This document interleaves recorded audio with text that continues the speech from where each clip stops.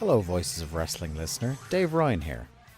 Have you ever wondered to yourself how many hidden gems are hidden away inside the last years of World Championship Wrestling? Have you ever asked yourself how many tenuous gags can be made about the name Mike Enos? And have you ever thought about what it sounds like for two Irishmen to interpret a very chaotic company through its B show? The answers to all this and more are just a click away. Check out Days of Thunder every second Thursday on the Voices of Wrestling podcast network.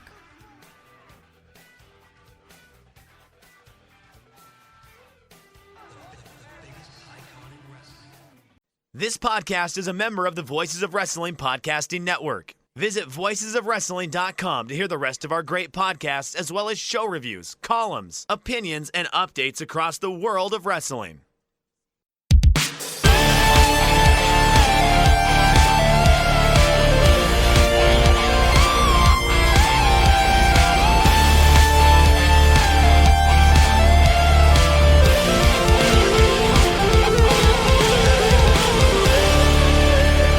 Welcome to another episode of The Good, The Bad, and The Hungee here on the Voice of Wrestling Podcasting Network.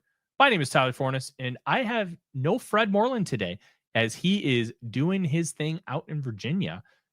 Fred does some really cool stuff with Quiz Bowl, and he is out doing that this weekend. So we have a little bit of a different format today. It is actually going to be a little bit of a different show because of that. I joined Warren Hayes, who you've heard on this show before. And if you've gone over to the Mr. Warren Hayes show, when Fred has been on, you know that Warren is a really good mind when it comes to professional wrestling. And he's also very fun and engaging. So what we ended up doing was we recorded an episode of the Mr. Warren Hayes show. And we're also going to simulcast it here as an episode of The Good, The Bad, and The Hungee. We talked a lot of different things. We talked about the John Cena promo, the fake pipe bomb on CM Punk. And we dived into a lot of different elements about AEW and CMLL's relationship, especially this past week, where AEW spent a lot of time in Arena Mexico on Tuesday, Wednesday for Grand Slam, and then also the Friday show. And because of that, there was a lot of different angles to talk about. It was talking about, hey, what about potential dual contracts? Because WWE might be looking to poach people. What do we think of the show itself? Mistico and MJF, how is that going to manifest? There's a lot of interesting topics and discussion points. We hit on all of them. And I think you guys will really enjoy it, as this was a little bit of a different show than what we've done in the past. So without further ado, here we go. AEW, CMLL, the relationship. Myself and Mr. Warren Hayes. I hope you enjoy. It's Saturday morning. Can you believe that? It's Saturday morning here on the stream. It's wild, and I'm not alone on Saturday morning. It takes something special to get me up on a Saturday morning in front of the streaming apparatuses here on the Mr. Warren Hayes Show channel. That's why I have Tyler Forness of the Good, the Bad, and the Hungee podcast, Voices of Wrestling's AEW centric podcast that he does usually with a frequent contributor of the Mr. Warren Hayes Show, or at least hanger on disruptor Fred Morlan. But I got Tyler this morning. How you doing, Tyler? Warren, I'm glad to be here. This is going to be a lot of fun. A lot of fun stuff happening in World Professional Wrestling this week. And I'm excited to sit here and chat with you and hell yeah, enjoy a nice little Saturday morning. It is going to be a nice little Saturday morning. That's the tremendous part of it. And the thing here, this is what's really cool. This is because you peek behind the curtain. Tyler straight out wrote me and said, "Hey, Fred's not going to be around this week because he never is."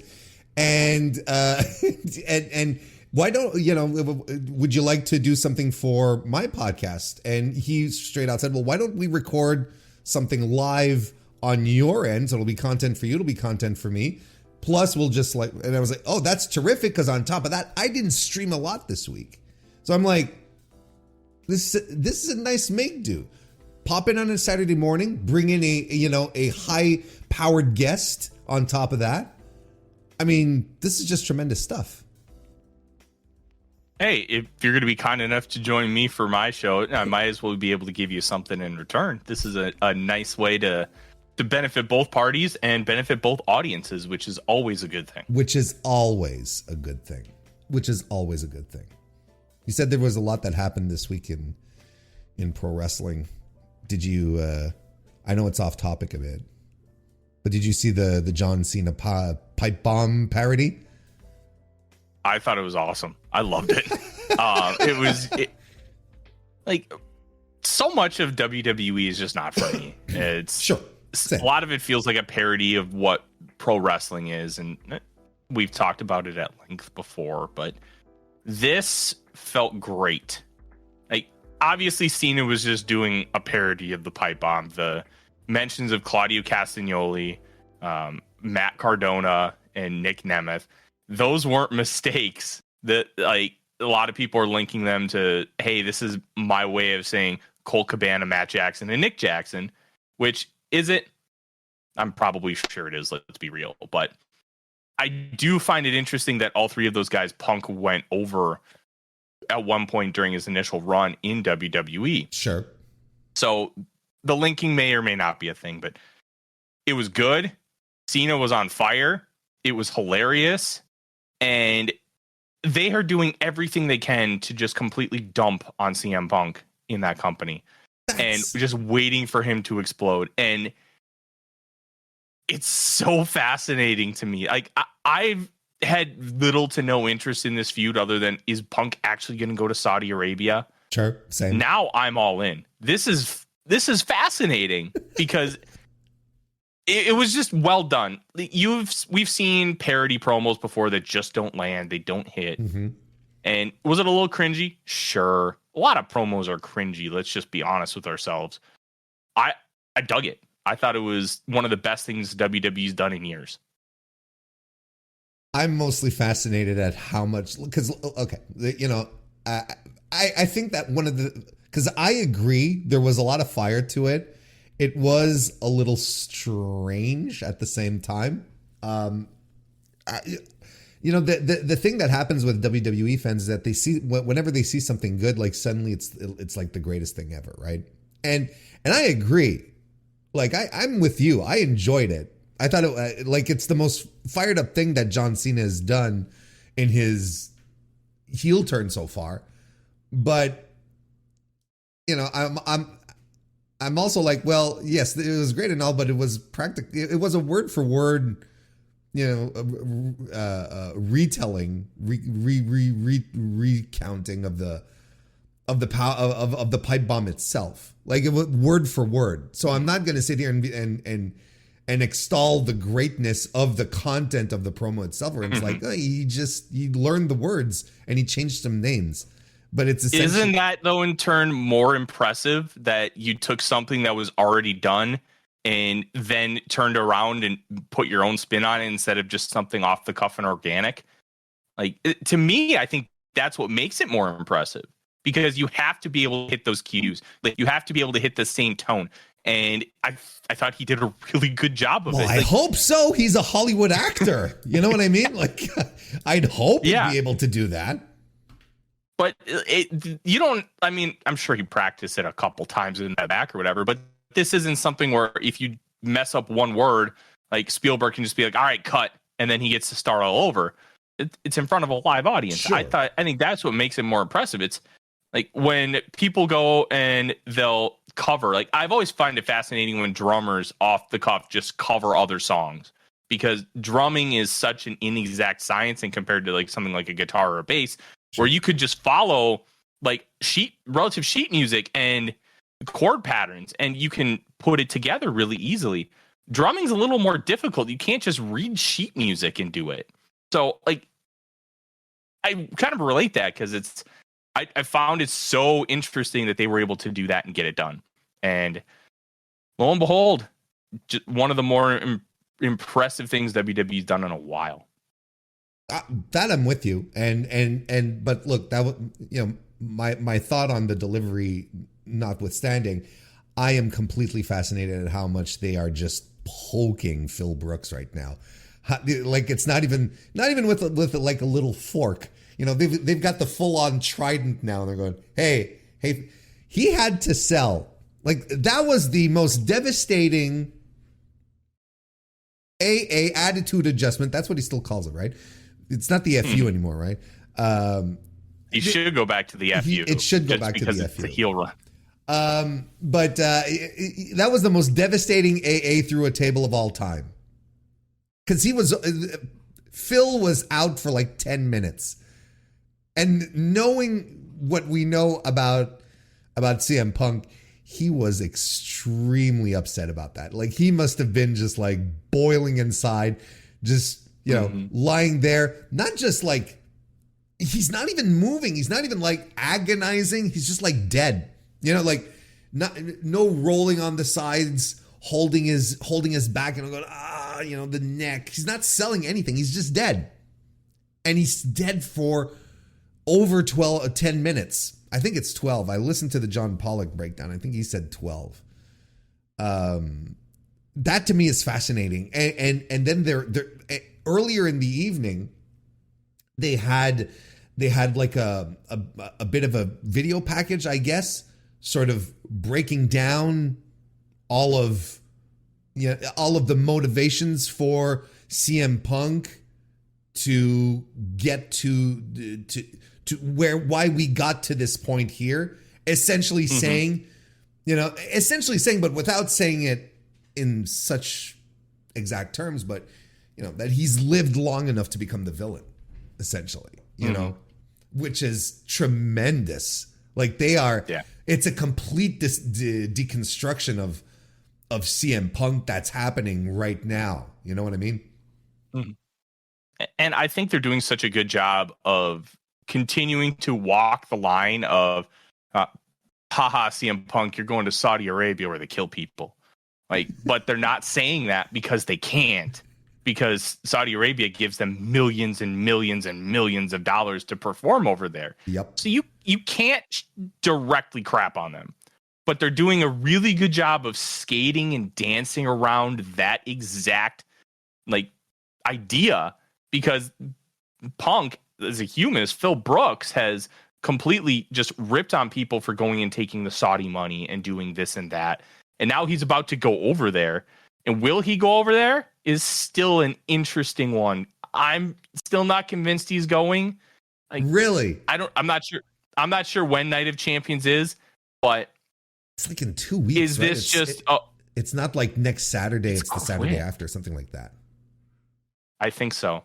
I'm very interested to see how this whole thing ends, because how it ends to me is going to be telling when it comes to the future of CM Punk. Because if he goes, he's a pretty big hypocrite. If he doesn't, man, WWE just basically took a giant dump on him for nothing, and he gets nothing out of it. Because he's probably not winning, right? He's probably not beating Cena, because that's the whole attraction, right? Probably not. Like, I don't follow enough. I'm just like, I just look at it from a very macro perspective of someone just following the big beats. I'm like, look, the John Cena turn has been the whole. It's been the big thing, right? And he's got to drop it back to Cody. That's I feel that's the logical step. It's the SummerSlam match. Yeah, is it the summer? Yeah, yes, exactly. It's the SummerSlam match, exactly, because they've got 2 nights on top of that for SummerSlam this year, right? So the one interesting thing, though, Warren, that you could do, and I don't know if it's necessarily wise to do it on. They've been moving the dates of SummerSlam around. It used to be like the weekend before Labor Day, and now last year I think they had it like end of July, which to me just felt like sacrilege. I'm not the biggest WWE fan, but it's SummerSlam. It's an August thing. Yeah, it's always been like a goodbye to summer kind of thing, and then you got to go back into the real world of school and that kind of thing. But you have a big potential match with Punk and Cody. Do they potentially want to take the belt off of Cena, put it on Punk, and then have Cena almost chase Cody again? I think that is a semi-plausible outcome. Is it the smart outcome? Is it wise to build Punk versus Cody, which is probably your next big money match because of like everything that happened with them in AEW, because Punk and Cody never touched there. They were only together for 3 or 4 months before Cody left. Mm-hmm. You have something big there. Do they want to use that on a shorter build? I think you could talk yourself into it, but I do think the likely outcome is Cena just beats Punk, which could also cause Mount Brooks to explode just a little bit sooner. This whole thing is just so interesting. And there's so much about WWE that just isn't interesting. And True. I'm excited to continue keeping an eye on it. True. That's very fair. But look, hey, maybe we're all just speculating things, and Phil is just fine with everything because he loves Paul Levesque now. I don't know. They're best buddies now. They give each other hugs, little kisses in the neck and stuff like that. They're best buddies now. I'm sure everything's fine. Want us to take a minute to say hello to everyone popping in this morning, taking time out of their Saturday to come say hello to us, talking about pro wrestling. Will Davis, nice to see you and welcome. Also a member of the Mr. Warren Hayes Show channel. It's great to see you, Will. We've got our boy, we've got Conrad here from Everything Pro Wrestling. Nice to see you as well. Zach McGibbon, hello. Nice to see you, Gibby. A big hoo-yah to Pedro the Fifth. Nice to see you.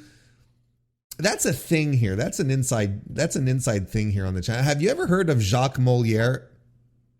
We believe he's we're not quite sure. I think he's some kind of manager from NWA Mountain State Wrestling from the mid 2000s. Tremendous stuff. It's actually your boy Fred who's introduced us to Jacques Moliere. I'll let you in on that. I'll introduce you to Jacques Moliere and his nunchuck skills. So does that should give you an impression of what we're dealing with here. Yeah, I love nunchucks. There you go. Carlos, nice to see you as well. Sports and Things Shows, welcome. And Drew 101, hey ya to you as well.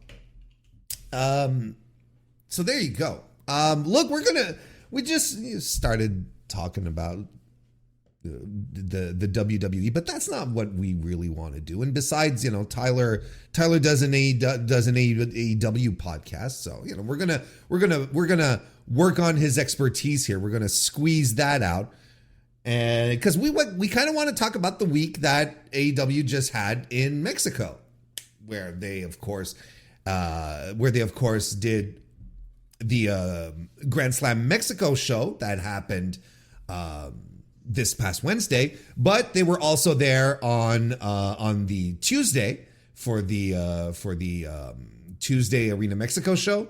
They were also a part of Fantasticamania last night, as we're recording this on Saturday. At least some AEW wrestlers were. Now, neither Tyler and I watched the entirety of. Well, in fact, Tyler watched the first couple of matches of Fantasticamania, right? That's what we were talking about. And for me, well, CMLL is my Sunday morning tradition. And I get a little breakfast done. You get your little components together, depending on your mood. Maybe it's a bowl of cereal with the toast. Maybe it's something a little more, bagel, eggs. Maybe you throw in a little bacon. It depends on the morning. Depends on the heat. It's June. Summer's here. I don't think I'm going to go all full on sausage and bacon, and it's more of a, it's a late fall, wintry type of situation. Tomorrow it'll probably be maybe I've got some nice yogurt. I've got some berries. You enjoy the berries? Tyler, are you a berry guy? Do you enjoy blackberries, blueberries, strawberries? I am a sucker for a good blueberry dish. Blueberry pie, blueberry cobbler, blueberry muffin. Yeah, I'm a big blueberry guy. My wife is a huge raspberry guy or girl. Oh, well, my wife is not a guy. I mean, she could. We're very tolerant of any type of situation you may be involved. She'll never listen to this anyways. My wife doesn't listen to anything I do, which is very funny. Well, because she listens to you all the time, otherwise, right? So, unfortunately for her, she has to. So there you go. So it's like, why do I have to listen to you more? I guess it makes a lot of sense. But so, essentially I'm going to be watching the Fantasticamania show tomorrow. But I mean, it's not as if it's not as if we're want for topics regarding CMLL. Shout out to Strawberries, of course. And of course, there was the Ring of Honor Global Wars. Thank you, Pedro, for pointing that out. I'm not even sure when that is airing. I don't even know. Has it been put out yet? Do you know, Tyler? Supposedly next week. Okay. We'll see if that comes to fruition. And that's Blue Panther's on the show, right? Blue Panther. And Lee Moriarty and Dragon comes out and saves him, and he takes a back bump. Dragon takes a back bump? Yeah, Bryan Danielson delivered the Psycho knee and in turn took a back bump. Wow. Someone's getting the itch again. Well, so apparently if he did have neck surgery, it was like that Kurt Angle neck surgery where he was able to come back in a few months. So that's a good sign. It's a good sign. I agree. I don't know if you noticed that when watching the Tuesday show, at some point they cut to the audience, right? They cut to the audience and sitting, and it was him and Hero just nerding out. And Danielson is there and he's got a Smokey the Bear ball cap on and he's grinning from ear to ear, right? He's just like, there's just this match that went down and he's, so and I'm sitting there and I'm thinking to myself, it's like, oh man, like he's just sitting there going, oh, I can't wait to do this again. He's just, especially sitting next to Hero. Jesus Christ. Both of these guys are just like, and Hero's probably Chris Hero's probably more like, that's fine. I'm good. It's nice to watch wrestling. But Danielson's like, he's like, oh, when can I go? I'm so excited. I've got an angle with Panther coming up. It's like, he's so excited about it. But yeah, that was nice. Oh yeah. It's cool to see people in their craft just love it because there's something special. Like everybody has a job and some people love their job. I write about football 24/7. That is my job. Football is probably my favorite thing in the world. So that's pretty cool. So to see other people get to do some of those things and just be able to enjoy what they love like that. It's like watching a kid experience something for the first time. Sure. And the eyes just get all wide and they get this huge smile. Like it just brings me joy. Like, to see Danielson just be like a nerd just makes me happy. It makes me happy too. It's a good connection. What I like is when wrestlers show their nerdy side. Like for people like you and me, who consume too much of it and so, but like I always appreciate that stuff when you're like, oh, I can see why they're doing this because they just love this shit so much. There's a lot of that with Mercedes going on right now where, she's clearly just like having the time of her life and it's hard not, as a fan, it's hard not to get into it. Well, I say it's hard not to get into it. There's a lot of people who are not into it, actually. We'll probably touch on that. Big Man Dogs, nice to see you. Welcome to the chat, brother, and Get Yo podcast. How you doing, man? Good to see you. Where should we start? Where do you want to start with this? Should we start how about this? How about this for a kickoff topic here, at least, to get us warmed up? What a success this week was for AEW in Mexico, right? Oh, huge success. Just taking a look at a cage match, Grand Slam, 8.45 on cage match with 156 votes, only one at 5 and nothing below that, which I don't know how you give that a 5. That's just bonkers. The Tuesday show only has 37 votes, all of them an 8 or a 9, and currently sitting at 8.55 on cage match. Just not only was it a phenomenal atmosphere because Arena Mexico, as they mentioned on television, Excalibur said it's like the cathedral of Lucha Libre. It is just a special, special venue. That, like Corkin Hall, the Tokyo Dome, like Madison Square Garden. Hammerstein. I don't even know if like the Sportatorium, if that still exists. Sure. Cal Palace. The Greensboro Coliseum.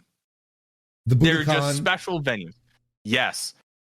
This is this might be the most special of them all. Sure. And the well, I mean, it's been attendance. It's been it's been close to exclusively that, right? Because they have had boxing there, I believe. Like there's been other combat sports, but that's all for 90 years. This building has been just devoted to pro wrestling, you know. So yeah, I buy into it. Cathedral, temple, whatever you want to call it, sure. Believe it or not, the Tuesday show, which was a red hot crowd, the cage match only has a listed attendance of 6,300. That felt low, but 14,000 for Dynamite. The thing, like the 6,300, I believe, is pretty much it's the lower bowl of the arena, and the lower bowl is the one that's tracked by Ticketmaster. So everything else, then once you start moving upward, that's all general admission. And then it gets really, really difficult to track. Then even WrestleTix has problems trying to wrap their head around like the entire attendance of that. So 6,300 feels like the lower bowl. I mean, when they did some wide shots, you could see there was a lot of empty spots, but it's the friggin' Tuesday show. It's like, you know, it's fine. It's okay. You know, it's Tuesday. But it's, I think there were a little more I think there were more people than that. I think it just says the lower bowl was sold out, which is not a surprise. Yeah. I thought these shows were a blast. The Tuesday show was one of the more fun shows I've watched in a long time. Is it a hot take to say that maybe I liked the Tuesday show better than Grand Slam from a wrestling perspective at the very least? No, not at all. I don't. Okay, good. Phew. I think you almost have to judge these shows on a curve. And I don't mean that as an insult. I mean it because what their goals were completely different. Sure. It was almost like grading All In last year, which was built to like a WrestleMania style like stadium show versus like your bog standard AEW pay-per-view, which is in like a 15,000 seat arena, but how they structured them was completely different. And like the Tuesday show wasn't meant to be on television. It's not a television show. It was a wrestling show that they aired.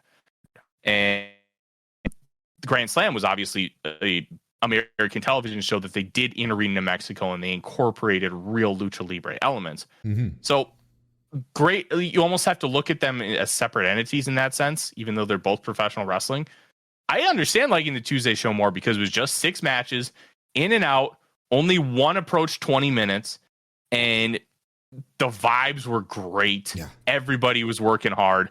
My favorite part of the Tuesday show, Kyle Fletcher raising the roof and just getting booed. Like, he was just having a blast. Ultimo Guerrero had his working boots on. Like, this was just like, I mean, even like Persephone and Red Velvet, I thought was pretty solid. Sure. Like, it would be like a gentleman's 3 kind of match. Like, solid work. Like, I can't really knock it. It was a nice little starter. Kudos to Red Velvet. I don't know how she got 3 bookings this week with in Arena Mexico, but good for her. Like, that kind of rules. They clearly like her. They clearly like her. That's the only thing. I think she was also one of the people who stuck it out during the pandemic and did a bunch of stuff for them. And Tony, it has an extra layer of loyalty for those people. No, but I meant CMLL. Like, CMLL is clearly telling Tony, hey, that Red Velvet girl, you know, is she available? And Tony's like, yep, sure. Oh, I got you. I got you. Yeah, because yes, I agree. I agree that I think Tony is, you know, kind of like with Penelope Ford and Kip Sabian and you know, the Acclaimed guys. Tony's going to have a lot of loyalty to these people for a long, long time because of them going all out during the pandemic. No pun intended. But in this circumstance here, I was like, no, CMLL, I think really, really likes Red Velvet because it's not the first time she's been there. I think, you know, they seem to be very keen to inviting her back every time. And look, they made spots. They made 3 spots for her this week. So it's like, sure, I think it good for her. Even if you told me that the Kira match was from last night was a little on the rough side. Yeah, it was a little on the rough side. Kira did a tope and completely missed. I think her foot got caught in the rope a little bit and she completely face planted. Velvet wasn't able to catch her. Ugh. To me, it looked less like a Velvet problem and more like a Kira problem. But either way, rough landing. They just, and then she tried to do like a Sasuke special kind of thing. Not the one where he flippy doos over the ropes, but the handstand. Sure. She just completely missed the handstand. Like it just, she didn't like land on her head, but she's trying to bounce off the ropes and it just doesn't work. It was a rough one for her, and the chemistry just wasn't there with those two. I haven't seen a ton of Kira, so I can't really comment on, is this woman a really good professional wrestler? Is she solid? I don't know enough to make that comment, but it looked like she was a little green in the sense that the spots that she wanted to do, she's just not able to pull off consistently yet. That's the vibe I got, but I mean, heck, it wasn't atrocious. It was just a little rough. The thing here is that she being Kira, she does have some experience behind her, but like Cage Match says she has 13 years experience. She's probably around, I'd say, she's in her mid 20s, right? Like she's probably 25 or something like that, which means that she would have started wrestling when she was a teenager. Like a young teen. So, I don't know if you can really count that she's a decade old, veteran. Not in the same sense that, let's say a Joshi wrestler is going to start when she's 13, but, Joshi wrestling is its own thing. And then at 18, you're already like, you're already in your prime. So it's not exactly the same thing. For a while, they being CMLL, they were really, I feel like they were really into her, and they really wanted, because she has charisma, like she has the presence, but she's super duper uneven. Like she's really, really uneven, right? So I'm not surprised. I wasn't exactly enchanted at the idea of Kira versus Red Velvet. I wasn't like, oh boy, stop the presses, everyone, but I'm not surprised it was maybe a little on the rough side. But yeah, I mean, good, like we said, good for Red Velvet. I mean, she got all these jobs, and like I said, I kind of feel like CMLL likes her, and like Pedro in the chat mentions, CMLL seems to be very into the Hangman as well, according to reports, right? I don't know if you saw this, where I did, where CMLL they were thrilled with the promo that Hangman cut, and they want him back all the time now. And why wouldn't you? It's the Hangman. Yeah, the farmer. I didn't realize that he actually grew up on a tobacco farm. Yeah, I mean, and then that he knew Spanish because of the farm hands that they had.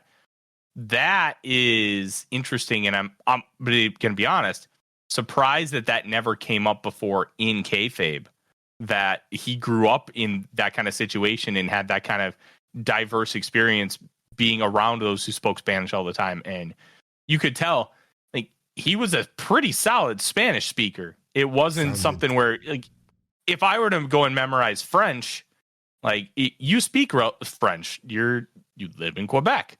Like, that's kind of second nature.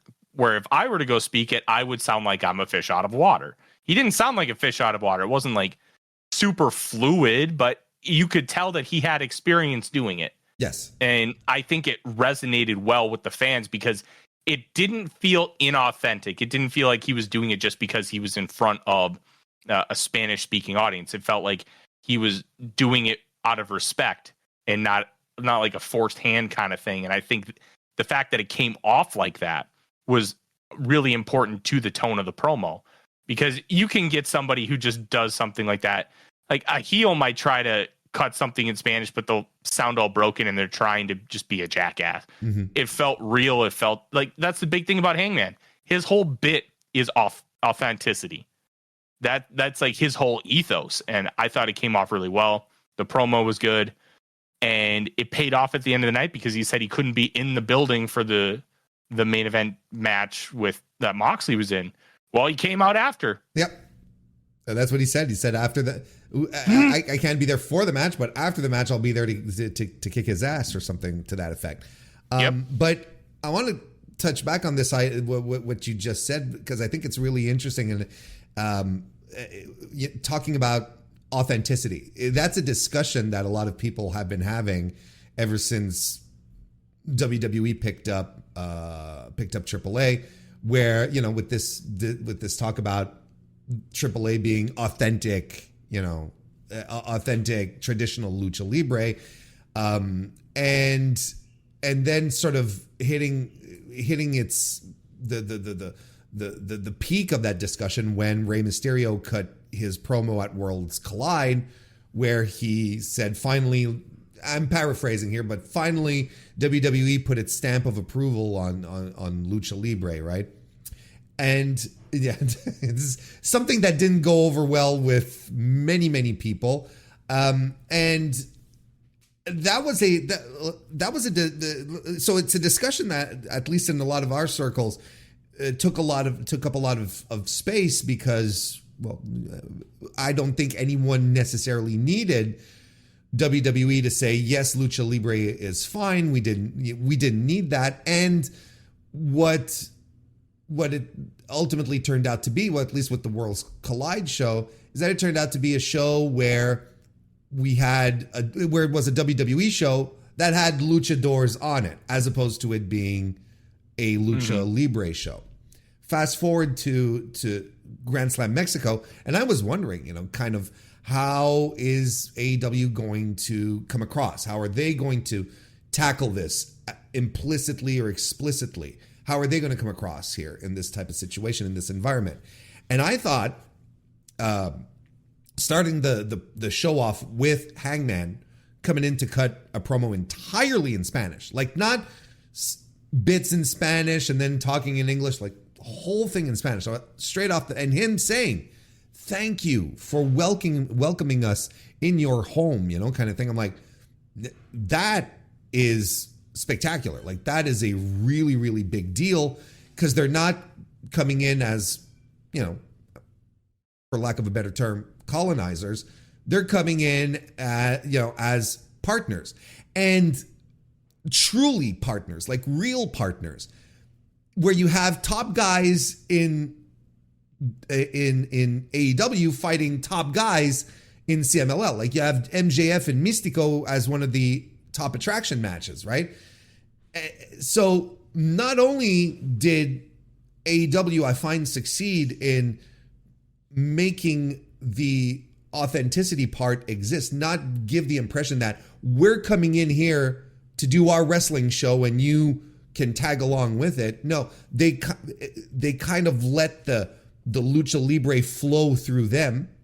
Not only that, but they were able to make the show feel extremely, not make the show, but specifically, but make the promotion feel like on the same level as AEW. Like, they weren't belittling them. They weren't, because again, look, the Worlds Collide show was AAA fighting the developmental brand people, you know, or people who are never on TV. They didn't throw in Roman Reigns. They didn't send CM Punk, you know, Seth Rollins.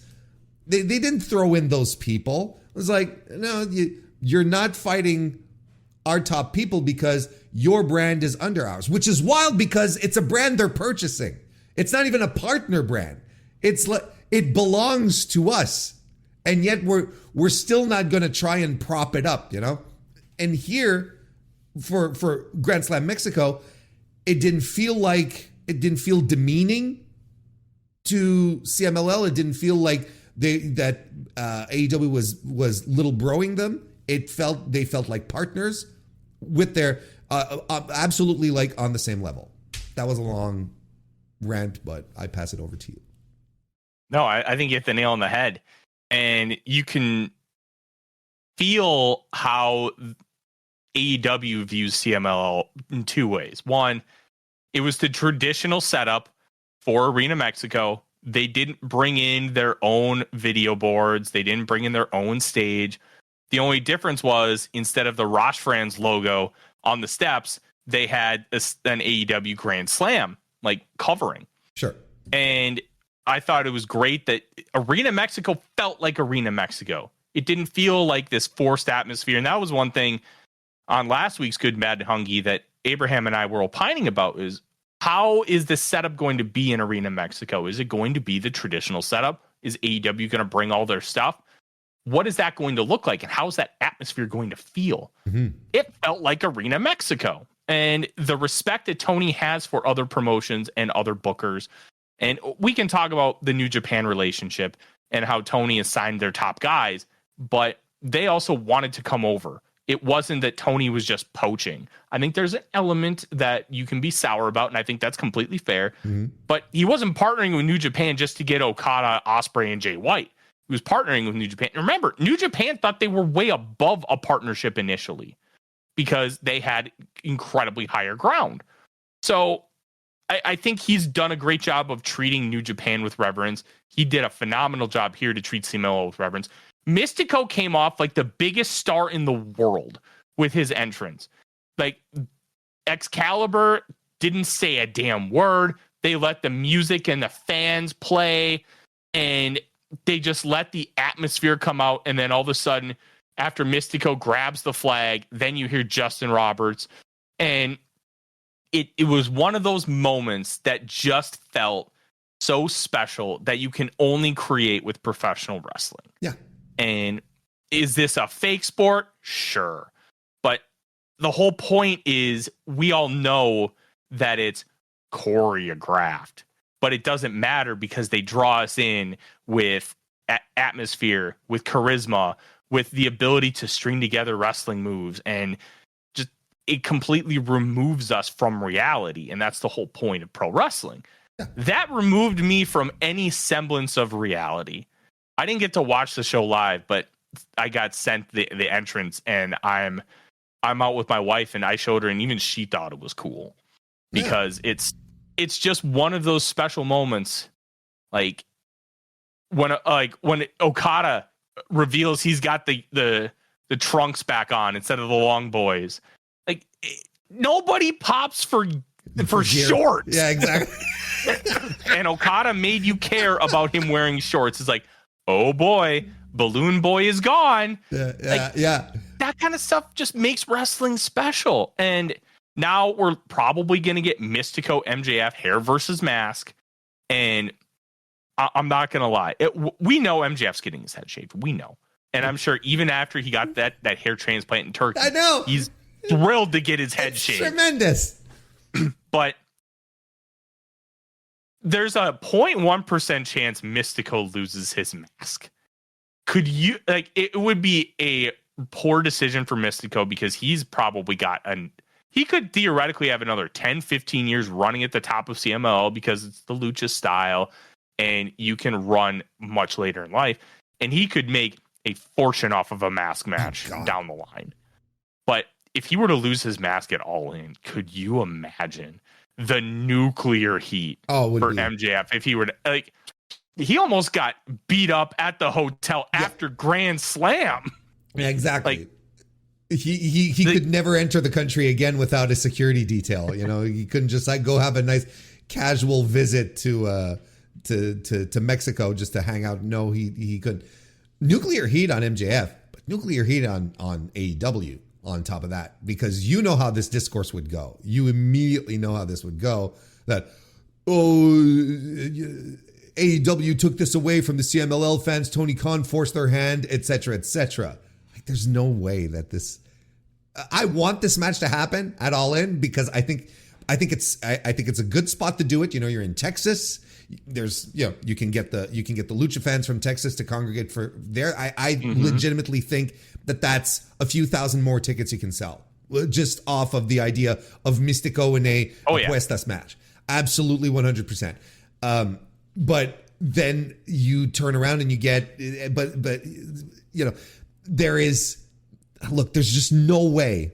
There's no way that Mistico is going to lose a mask, his mask, in that match. Like it's impossible. And I think I think it's hilarious that Max would. I mean, it's not done yet, but we're assuming, right, that Max would accept to do this. Because of the Turkish hair implants, but also it's something that I always like to talk about when I talk about Max, is that he understands, like, he likes to portray that he's above all of this nerd wrestling shit, but he is also one of the biggest. He's one of the biggest wrestling nerds out there, and that's the thing that people need to understand.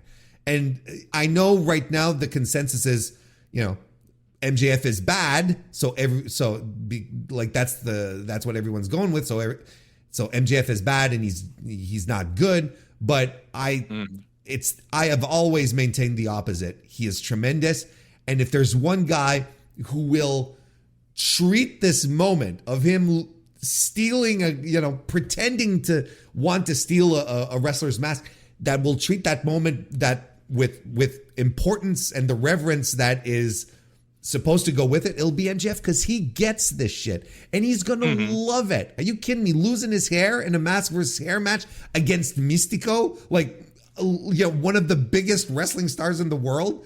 Come on now. It's just, it's so easy for him. I had MJF 7th still on my 30 under 30. I still think he's incredible at so much. The Brochachos thing, like, his instincts were off.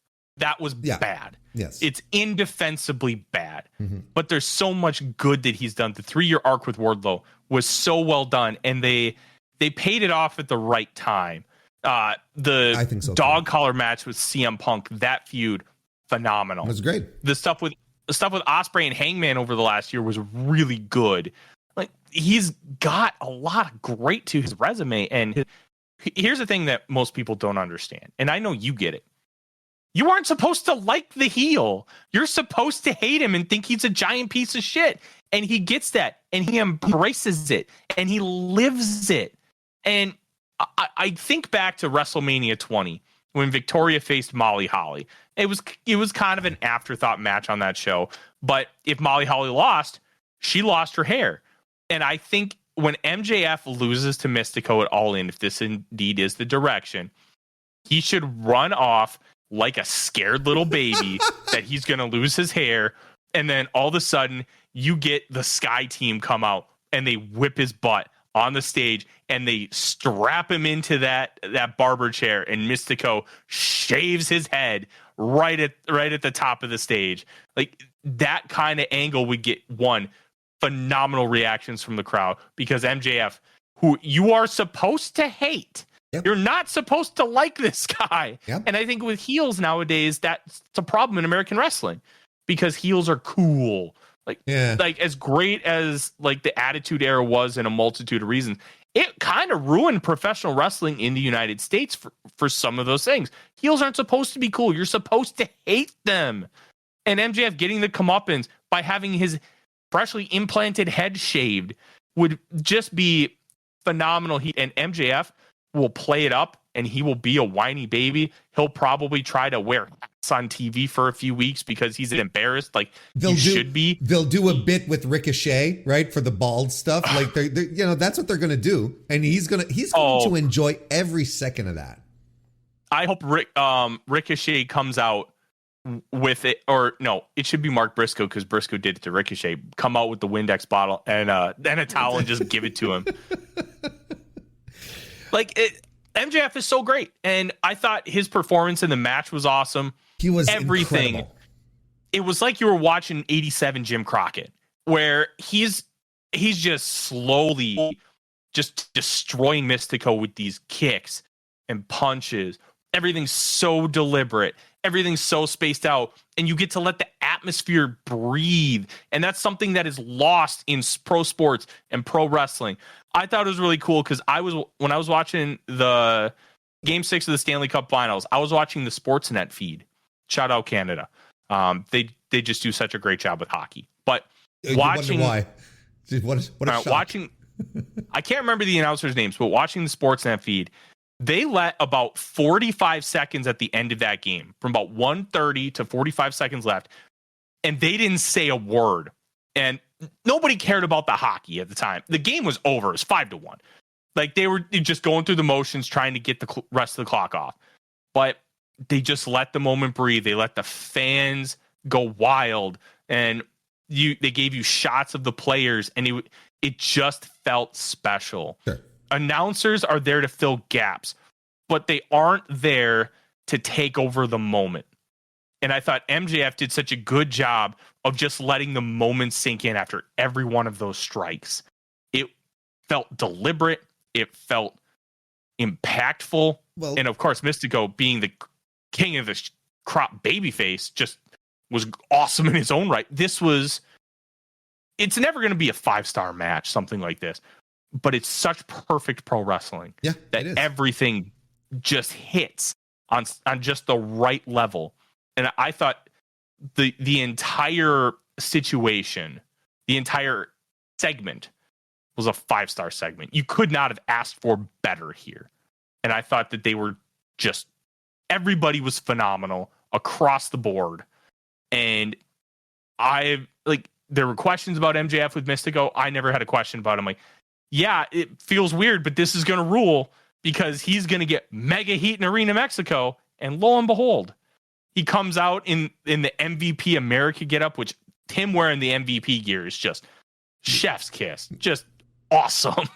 And it's perfect. This whole thing it's old school pro wrestling in a way that my pro wrestling fandom didn't get to grow up. Yours probably did. Mm-hmm. Watching stuff like Jim Crockett, late stage WCW, World Class. This is just peak stuff.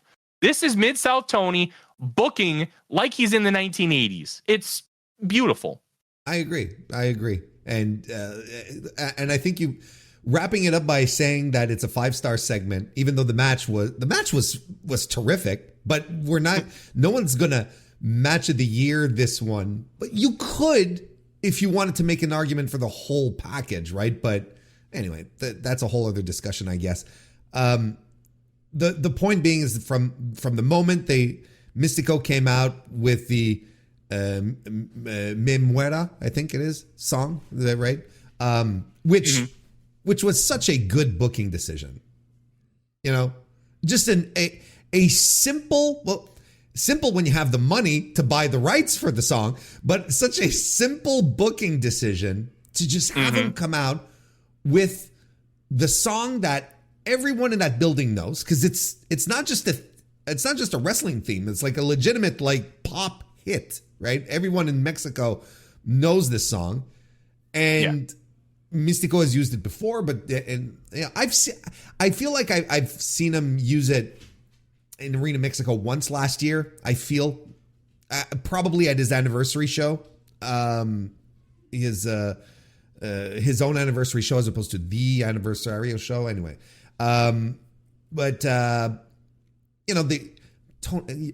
ponying up the rights here. Tony understood too. Tony was like, no, listen, we're gonna get the song that everyone is gonna get excited for, and they're gonna sing along, and we're gonna get this great atmosphere. And it successfully translated Mistico for all these American fans, for whom a lot of us, like you and I, say, no, we tell people, no, Mistico is like a huge star. And they'd be like, sure, whatever. But now you cannot deny the amount of star power this guy has at this point. If you've seen this, so from that moment on till the very end, where the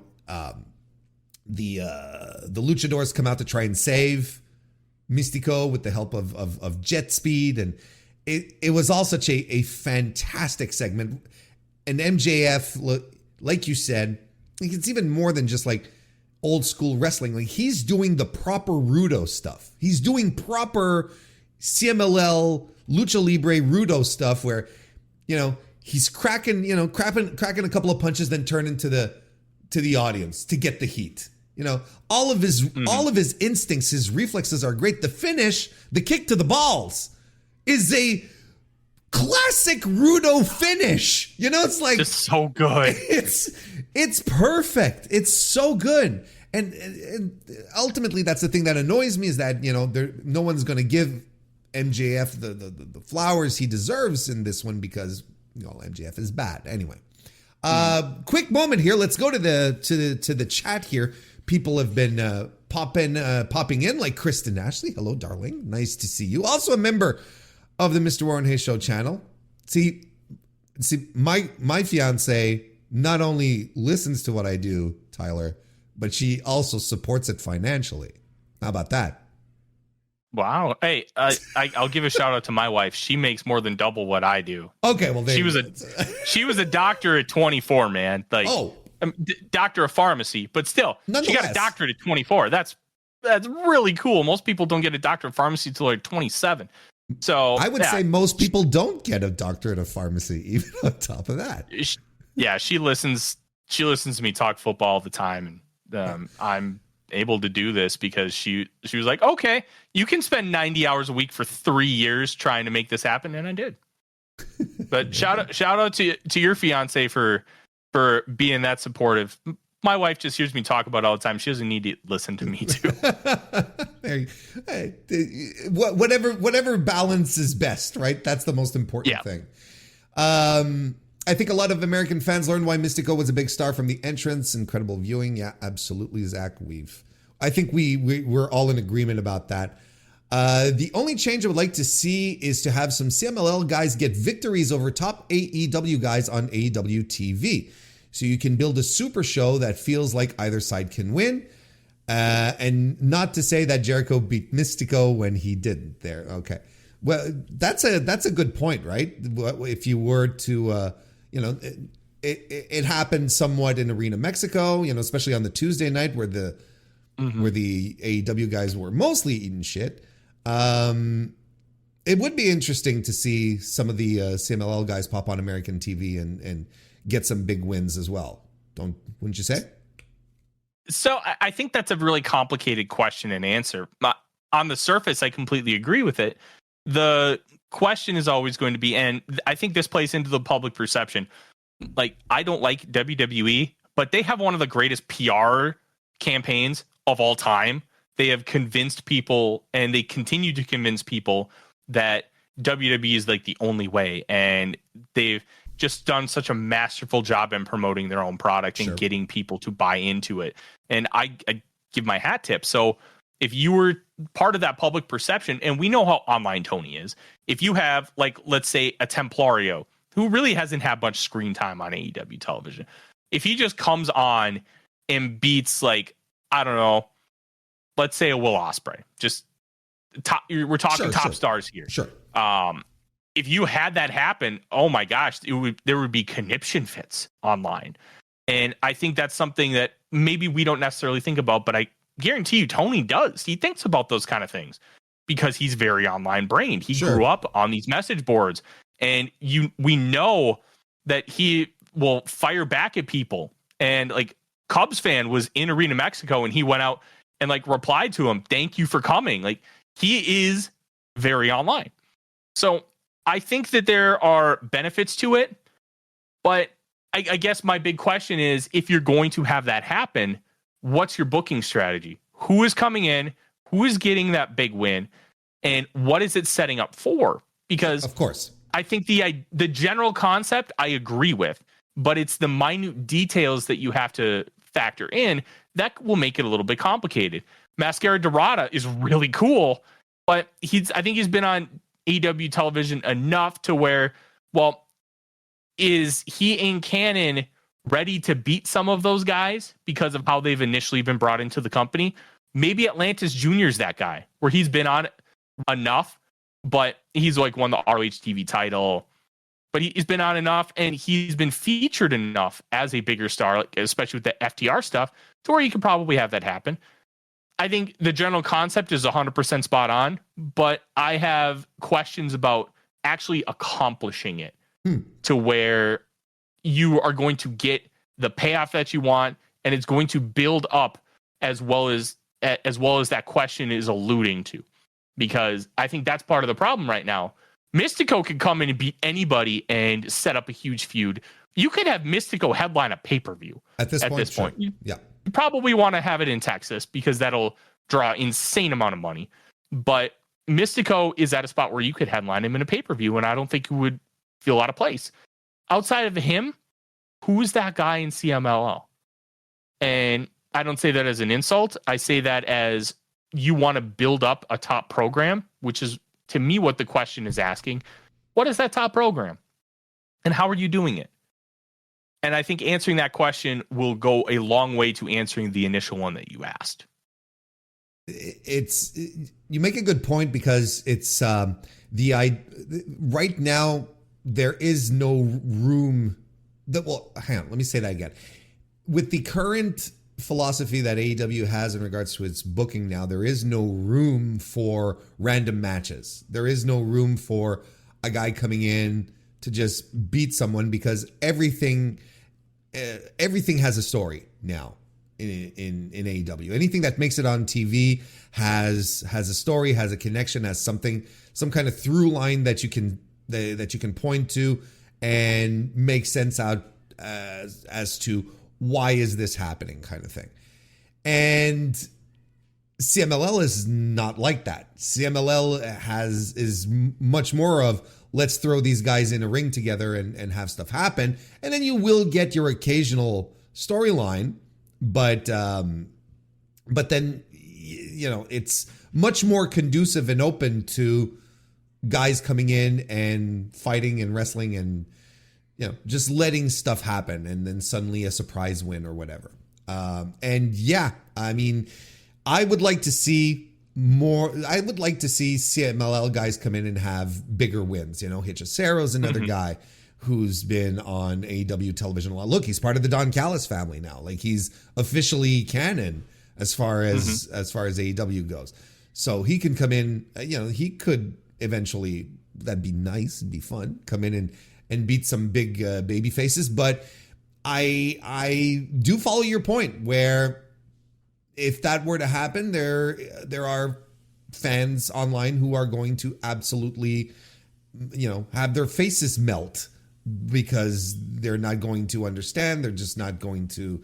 They're not going to get it. So on and so forth. Brian Alvarez is going to ask for some video packages.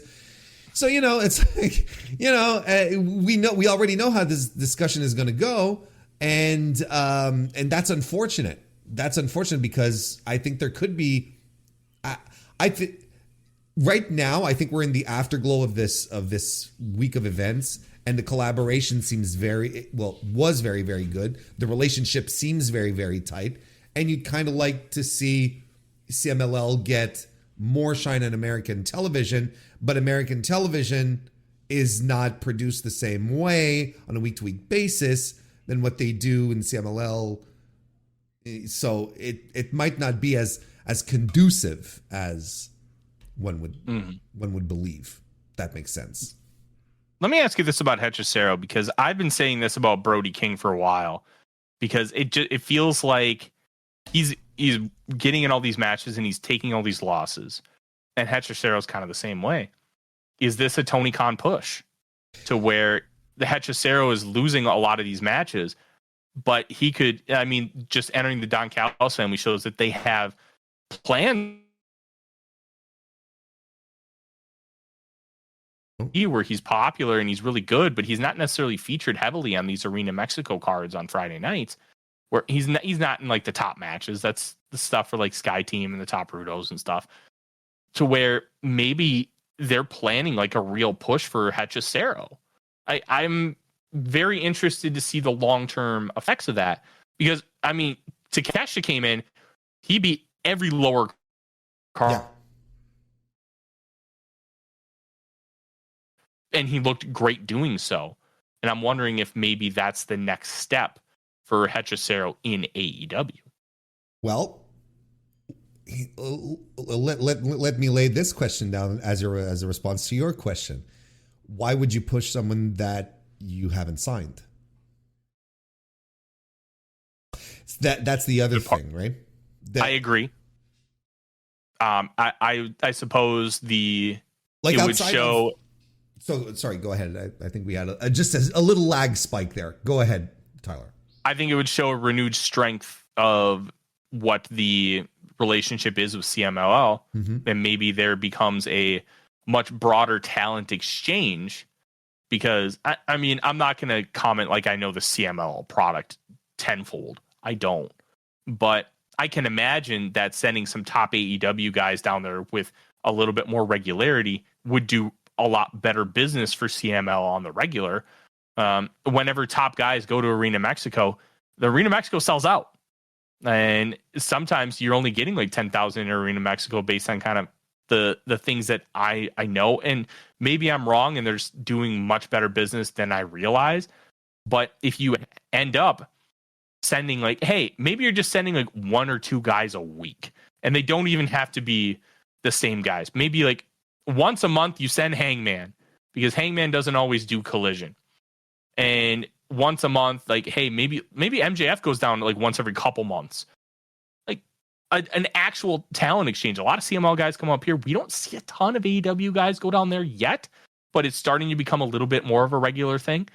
Maybe a Hechicero push is a sign of something bigger with these two promotions. Sure. But I will say, I completely agree with you. Why would you give a heavy push to somebody you haven't personally signed? And I think the answer, if that were to happen, is you have a very good relationship with your partner company. And you're, and then you're okay doing it because you have that really good relationship. Just very quickly, you want to say hi to DGMC, who's here, member of the Mr. Warren Hayes Show channel. Good to see you. And the King of the North has joined us as well. By the way, just very quickly, Zach McGibbon pointed out that the Sportsnet announcers that you didn't know the names were Chris Cuthbert and Craig Simpson. Oh, Cuthbert. Yeah, I've heard him do a bunch of CFL games because we were talking pre-show. I have dived full bore into the CFL. Yeah, apparently. Cuthbert's a good voice. I have enjoyed listening to his calls. I knew the name was familiar. I can't remember the guy who used to do Saturday nights with Don Cherry back in the day. Oh, but he used to be on the NHL games for EA Sports for years, and I loved listening to him. He was awesome. It was I can't remember his name. Ron McLean. Ah, that dude rules. Oh, yeah, he's a legend. I'm a sucker for good announcers. Well, they're very important. Marv Albert, right? There you go.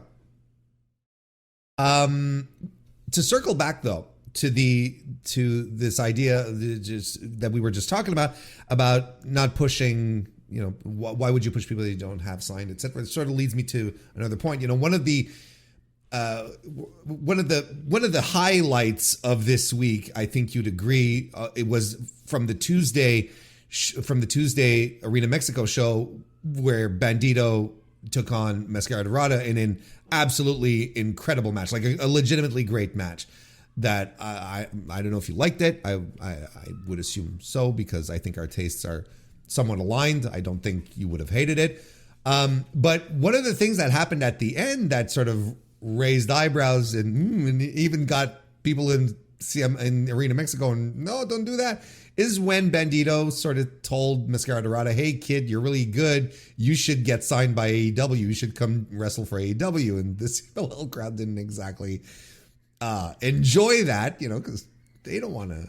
Why would you want to see one of your promotion's top prospects leave? And Mascara Dorada has had quite a bit of television time in AEW over the past couple of weeks in the lead up to all of this. Now, that led to some discussions that I had with the idea, however, like, okay, obviously no one is super excited at the idea of AEW, you know, bringing in talent from CMLL, taking talent away, which is something they could do because as it's pretty clear, CMLL does not have the resources, the finances to compete with an American wrestling promotion the size of AEW or WWE for that matter, right? And there's already the specter looming of AAA raiding CMLL with their newfound TKO backing to poach as much talent as possible. So the idea of Mascara Dorada heading over to AEW sort of falls into that same vein where it's like, okay, the Americans are just going to come in here and take all of our people away, and there's no way that we can, riposte, right? We can't fight back. But what if this dual contract situation that we've started to see appear with Takeshita, with Kevin Knight, what if this started to be a thing for CMLL and AEW, right? I think there's a lot of advantages to it. If only that if they were able to negotiate on that level, that gives CMLL the leverage to be able to try to be able to keep their talent. And yes, they'd have to share the talent with AEW for whatever specified amounts of time that however they work it out, but they don't lose the talent, as opposed to if they go to WWE, then they're sectioned off. They go to the Stanford Supermax, as Don Callis once called it. They go to the Stanford Supermax, and that's it. You can't. They're locked in there. They can't do anything. I mean, is that and Chad, I'd like to hear your thoughts on that as well. Do you think, Tyler, this would be a reasonable way to approach this this upcoming and inevitable talent war that's about to happen in Mexico? I feel bad for the fans of Mexico because that's a good point. They are going to be the biggest losers in this whole situation. But I do think a dual contract with AEW might be the best case scenario for the fans of Mexico, because look, they're not going to want everybody. They're probably not going to want Volador Jr. He's getting up there in age. They don't want Averno. They don't want Euphoria. No, they don't want these guys. Yeah. They're going to want Zandakon Jr. Mm-hmm. They're going to want Mascara Dorada. Mm-hmm. They're going to want Neon. Mm-hmm. They're going to want these, I wonder if they're going to want a Soberano Jr., who I think is tremendous. I love Soberano Jr. The Villano kids. I wonder how many of these guys are going to take, but it would behoove CMLL to try and work something out with Tony Khan. Be like, hey, we know that there's a talent raid coming. If you have interest in these guys, we're willing to talk about a dual contract and try and give these guys a little bit of a raise, and then we can both use them. And it would be a situation where, well, do you want half of what they were or none? And I think that's where the fans in Mexico are just going to lose, because if WWE gets them, it's just going to be Angel and Berto. They don't do anything. No, yeah, they're the AAA tag team champions. But if they were in a company that was structured like AEW, where people of a different origin aren't treated worse, then they're tremendous wrestlers. They would be in a much, much, much better spot.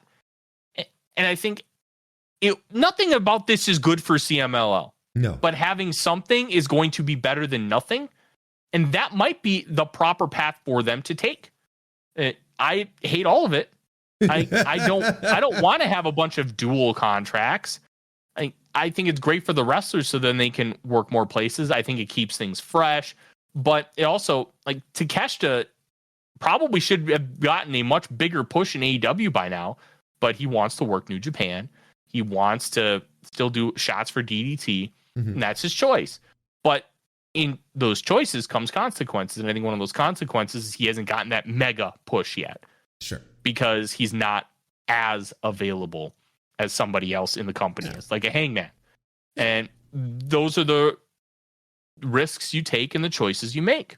Because if I'm Tony Khan, I'm like, I'm not necessarily pushing a guy who's like, yeah, I'm going to go for Japan for the entire month of July, and start of August. And, all right, well, if I'm Tony Khan, I'm like, I got other guys then waiting, and these dudes. Yeah, no, I agree. Like I completely agree with your sentiment. You know, the ultimately I think it's the Mexican fans who end up losing out of this. I think the dual contracts are just like a best case scenario, like, you know, so it's, you know, where if you have to lose a guy, well, this is the best way to lose a guy who can still come back and do shots. And the difference here with Japan is, you know, taking a flight into Mexico might be a little easier. You know, it doesn't, you're not spending an entire day traveling to get there, you know, so getting in and out is a little easier on that front. Do you think WWE is going to make another push for Mistico? Do you think they try the old Sin Cara again? It's hard to say, right? Time heals. Man, that's wounds. A tough one. That's a tough one. Yeah. I don't think Mistico will go back, personally, because there's a lot of bad blood, and it went very poorly. It did go extremely bad. Let's not forget. Yes. It went poorly for a lot of reasons. It wasn't just Mistico. Mm-hmm. It was the people in the back, the way he was pushed, trying to get him to do certain things. It was just an abject disaster all around. Yes. I do think time heals all wounds, and WWE is a company where after a certain amount of time, you will bring people back. Ultimate Warrior, great example of that. Mm-hmm. Bret Hart. Sure. Eventually you realize, hey, we can do business. Let's do business. But I mean, they brought him back. What would they do with him? Like, well, the point, and that's the big thing. I mean, quite frankly, I don't even think it's a question of what would they do with him. It's more of a question of crippling the other guys. I think that's more of that type of situation. Like, there's no, like, okay, I don't want to go in too much into hyperbole here, but you're Paul Levesque and someone shows you the Arena Mexico video of Mistico coming in. Do you at the very least pick up the phone and call? You have to, right? So I see where you're going, but I think Paul's going to look at it and be like, well, our fans won't do that for him because it's Mexico. But the point is, okay. This is going to sound bad because it obviously is, but they're going to look at it and be like, our fans won't get behind somebody from Mexico like fans in Mexico will. Yeah, he probably looks at that and says, we already have a yeet. But they also do own a promotion now in Mexico where they, you know, I'm not necessarily thinking that they're going to call him up and bring him back up on the main roster to main event WrestleMania, but they do have triple manias that they want to sell out and have people come and join in. Wouldn't that be a little? Was Mystices Jr. ever a draw in AAA? I don't know that answer. It's a good question. I know he was there, and I know it was good, but was he a draw? I only remember seeing him in like 6-man tags in the middle of the cards, the shows that I watched, but I wasn't an avid AAA follower either. Sure. You know, I don't even think it's a question. The point that I'm trying to make here is regardless of AAA, regardless of where Mistico would fall on, you know, in AAA or on WWE TV, I don't even think that's the issue. I think the issue is more, I think the issue more, the strategy that WWE has in regards to their competition now is let's starve them. Let's snuff them out. We'll cutting the talent pipeline off from them, and then just, you know, making it harder for them to do business anywhere and everywhere. Because, you know, WWE has no real interest in the survival of TNA. You know, like, they don't care. TNA's serving a purpose right now, and as long as it serves that purpose, they're gonna stay. They're going to keep that relationship going. But the minute it doesn't, they're going to Just dump them to the side, and that's fine. I kind of feel like WWE is slowly going back into a talent hoarding situation where they're just going to gobble up as many people as they can. What to keep them away. I wonder if they're actually going to do that, because this isn't a Vince McMahon company anymore. This is a TKO holding, and with how they handled UFC and how they've started to really trim some of the fat, do they want to do that again? Look, I mean, the people that they're releasing are AEW is not rushing to sign them, right? And I think that might be part of their strategy as well. Like, they release Cora Jade, they release Priscilla Kelly, and yes, the WWE fans are all upset, but no one has been screaming to Tony Khan, why haven't you signed them yet, right?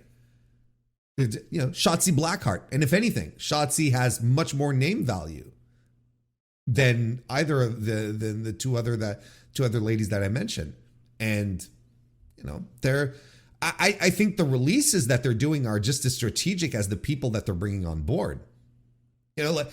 Let's say Otis gets released in the next bunch. You're Tony Khan. Do you rush to sign Otis? Is he no. See, that's the point. Like, I think I that's what I mean when we're going to be talking about, when I talk about talent hoarding. It's more like just keeping those wrestlers away from the competition, and whether they use them or not is irrelevant. They're just, the important thing for them is that AEW and the rest are not using them. We're weakening them on that front. And eventually, we'll re-release them down the line when they've, their stock has fallen. They've gotten older. Mm-hmm. They haven't done anything on TV of note. So they lose leverage going back to their old promotions. Let's say they were to do that with a Mascara Dorada, for instance. And they basically, essentially, they put him on main event patrol, right? And that's all he does, essentially, right? Outside of an appearance in the Royal Rumble where he gets thrown out by Jacob Fatu. Outside of that. And, Mascara Dorada then gets released, goes back to CMLL. He doesn't quite have the leverage he once had, and a lot of his luster is gone. I don't know. They're not all going to be Stephanie Vicares. They're not going to be all that kind of success story once they hit WWE. Most of them won't, and most of them, I can't help but think that most of their talent acquisition strategy is just to cripple the other guys, whether they want to push them or not, or put them on TV or not. I don't know. It's an interesting discussion, because I think you can, for lack of a better term, talk your way into either side.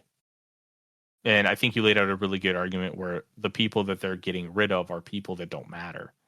And adding somebody theoretically like a Mistico could end up mattering a lot, even though the first instance of it was an abject disaster. Sure. I'm interested to see how TKO kind of comes out of this. And I also wonder if what the Yahoo Finance guy said when interviewing Tony Khan at the Cannes Film Festival, I don't know if I pronounced that right. I probably didn't. Yeah, no, that's exactly it. Oh, sweet. You're like, you're officially French now. Rene Dupree will love me.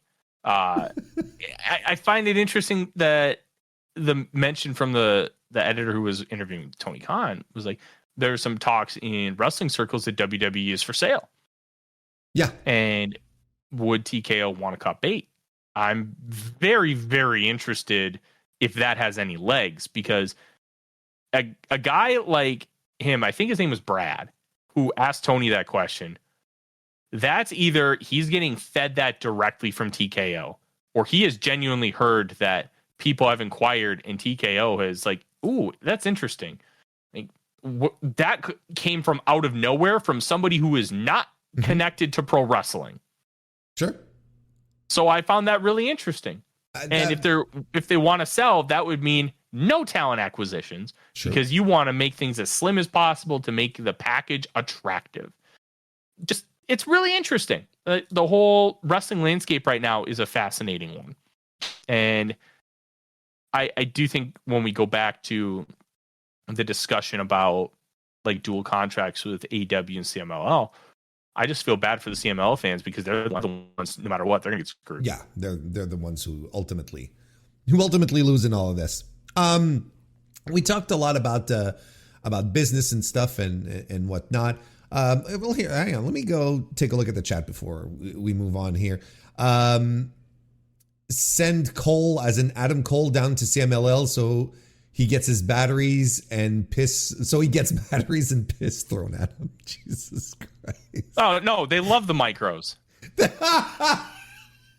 Yeah, he'll find he'll wrestle Olimpicito, Pequeño Olimpicito, or whatever, something to that effect. I was gonna say it might be a way for CMLL to hold on to some talent that would otherwise go to WWE or AEW full time. I feel like WWE would go for Zandakan Jr. because he's very marketable and on the larger side. Yeah, I think everyone sort of earmarked Zandakan as being a guy who could absolutely get picked up in a flash because, yeah, he's got the size, he's got the charisma, he's super young.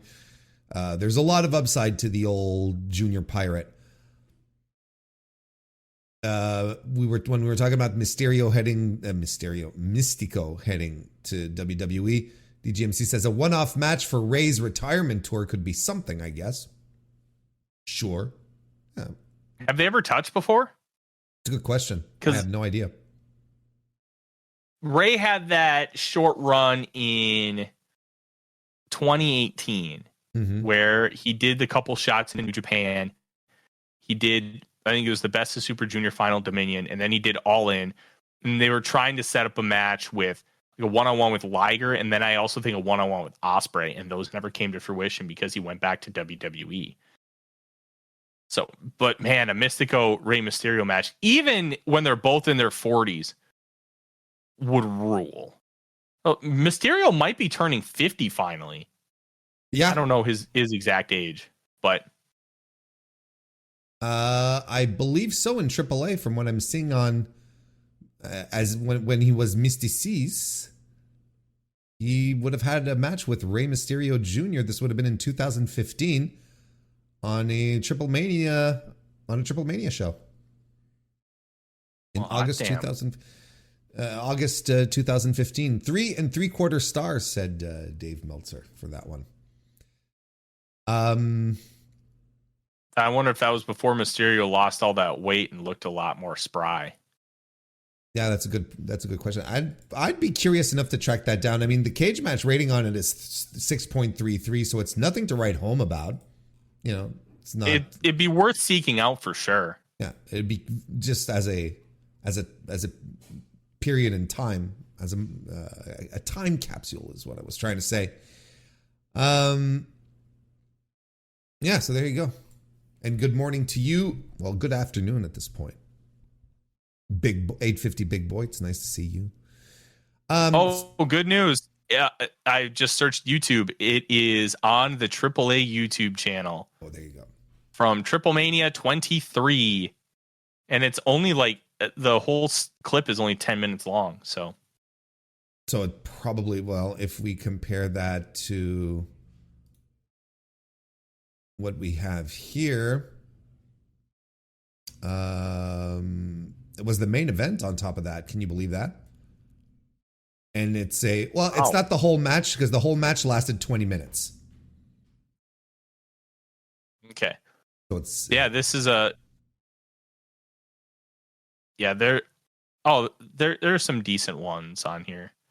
There's one clip that the whole segment was like 45 minutes with entrances and stuff. So okay. Yeah, it's available.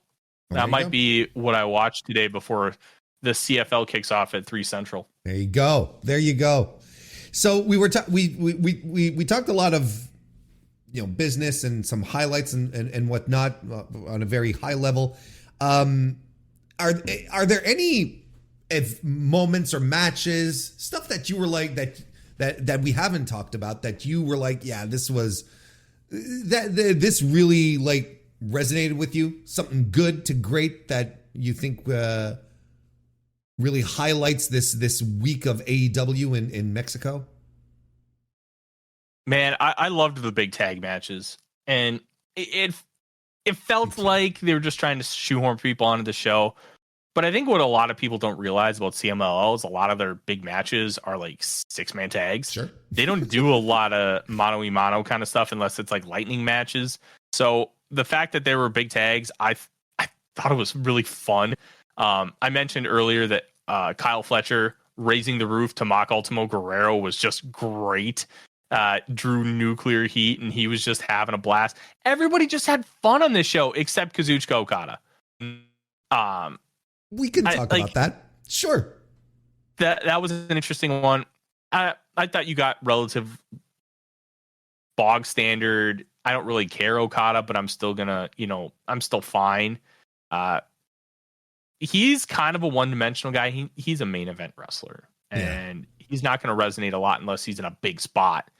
But it did feel like he didn't work nearly as hard as he probably should have, considering where he was.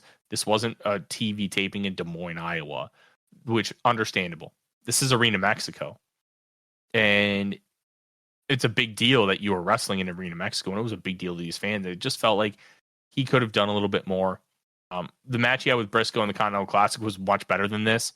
I did really enjoy the teeth biting spot where initially Okada no-sold it because, Mark Briscoe has no front teeth. And then he switches to the molars and Okada sells it like $1 million. I thought that spot was great.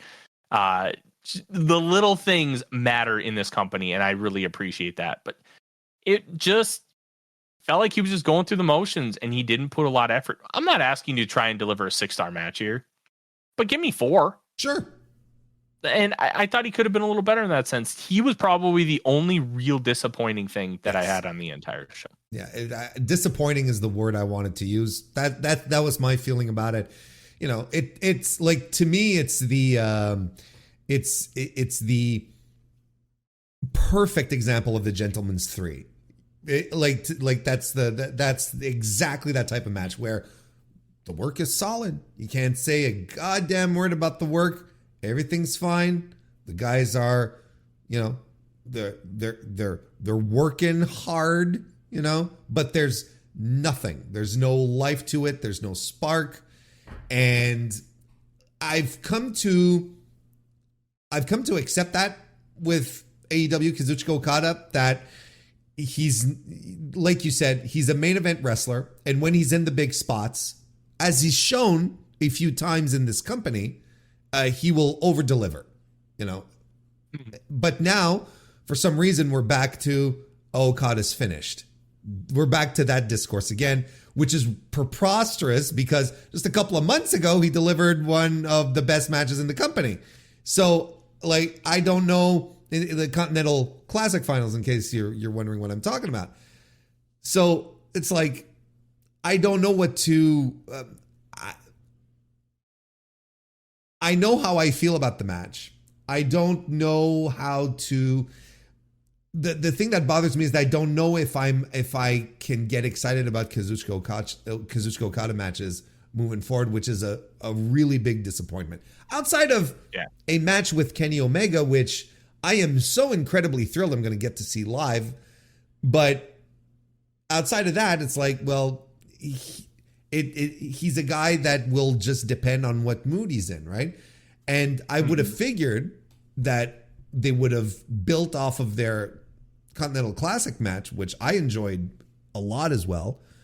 I thought they would have built up off of that. And even Mark Briscoe in this match, a guy who, typically just completely leaves it all out there, right? Works hard.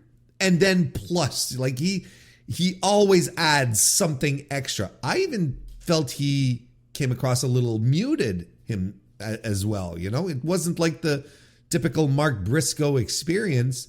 I don't know if it's because of how the match was going, what they had decided to do. I don't know. I don't know how it went. But I felt both guys were not living up to who they should be. You know, if these were two, I don't know, these were two young lions, you know, in this spot, and they were going, I mean, this is fine. This is a good little match, you know.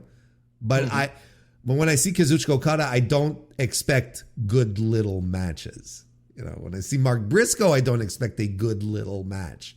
Expect something a little more than that. That, you know, and to your point as well, you know, when you were talking about, well, this is Arena Mexico, we should put some effort into it. This is a homecoming on top of that for him. Like, he's, you know, go back to Mexico for the first time since his excursion. You know, there's people who are legitimately excited to see this in the audience. You know, there's a bunch of smart fans in the audience. They're excited to see this. Yeah.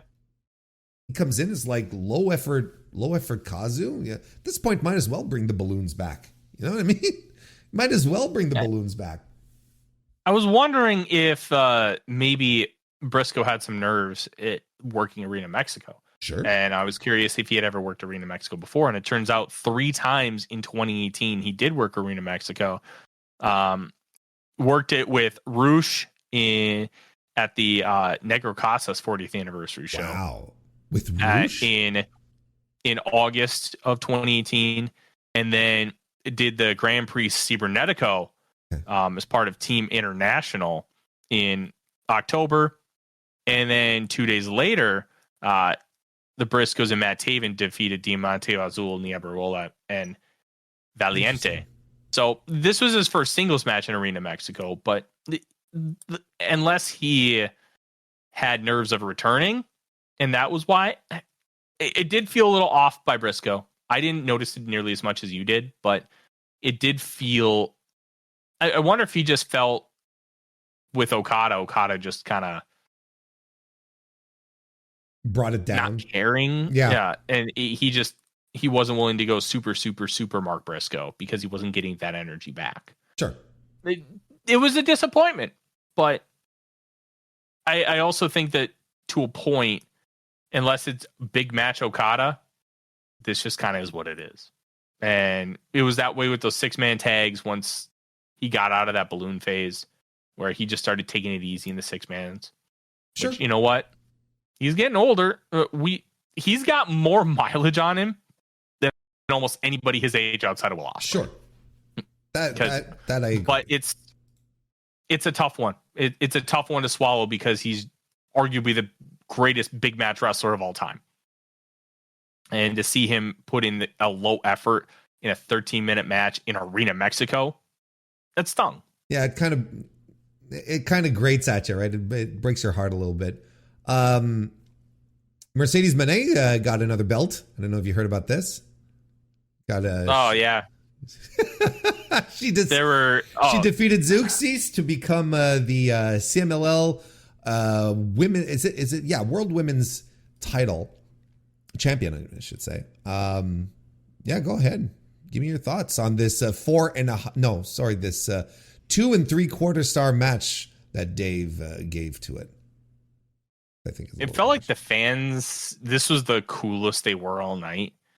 I did think I'm trying to remember what the actual spot was, but they were in the corner and it was almost like Zeuxis landed a power slam off of the top rope and just completely just landed right on top of Mercedes. I thought that spot was cool as hell. Yes, it was. It was a fine match. Zeuxis, but a couple times I've seen her, has been a little bit up and down.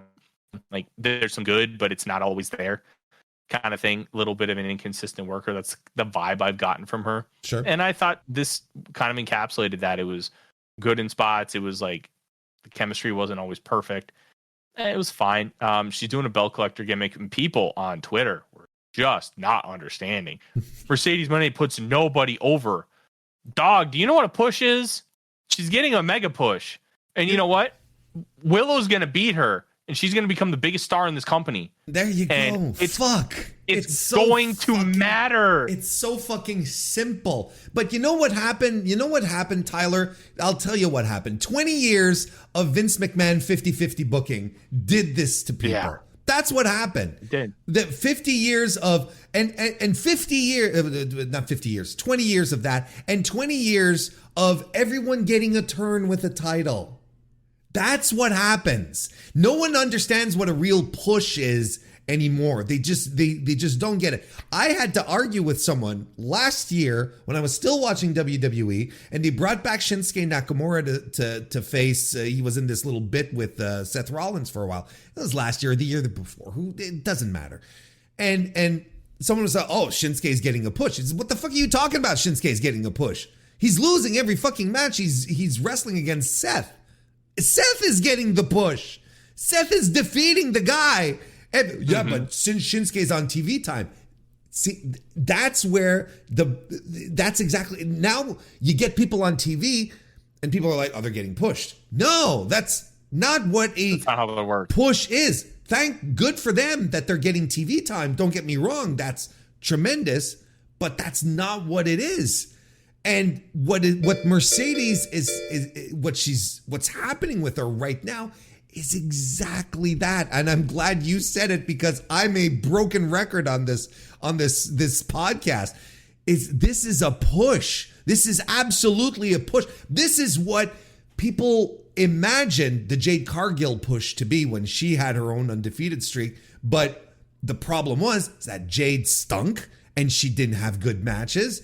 And when she was on pay-per-view defending the title, she was generally the worst match of the show. Whereas Mercedes is the complete opposite.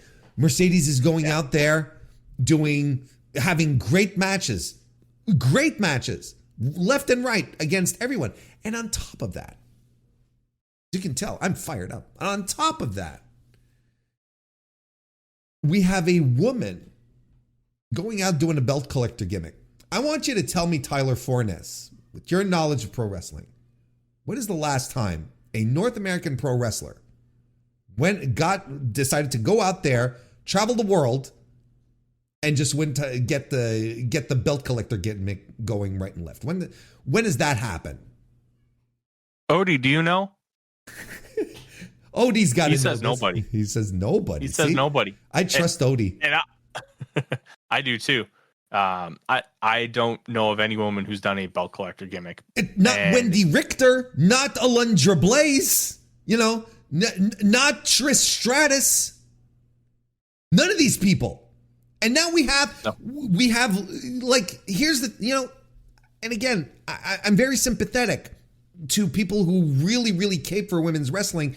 And I'm very pro equity on that front as well. But I often like to say, it's like, I don't want to trade equity for quality. We still have to get like something entertaining and good, but that's a whole other conversation.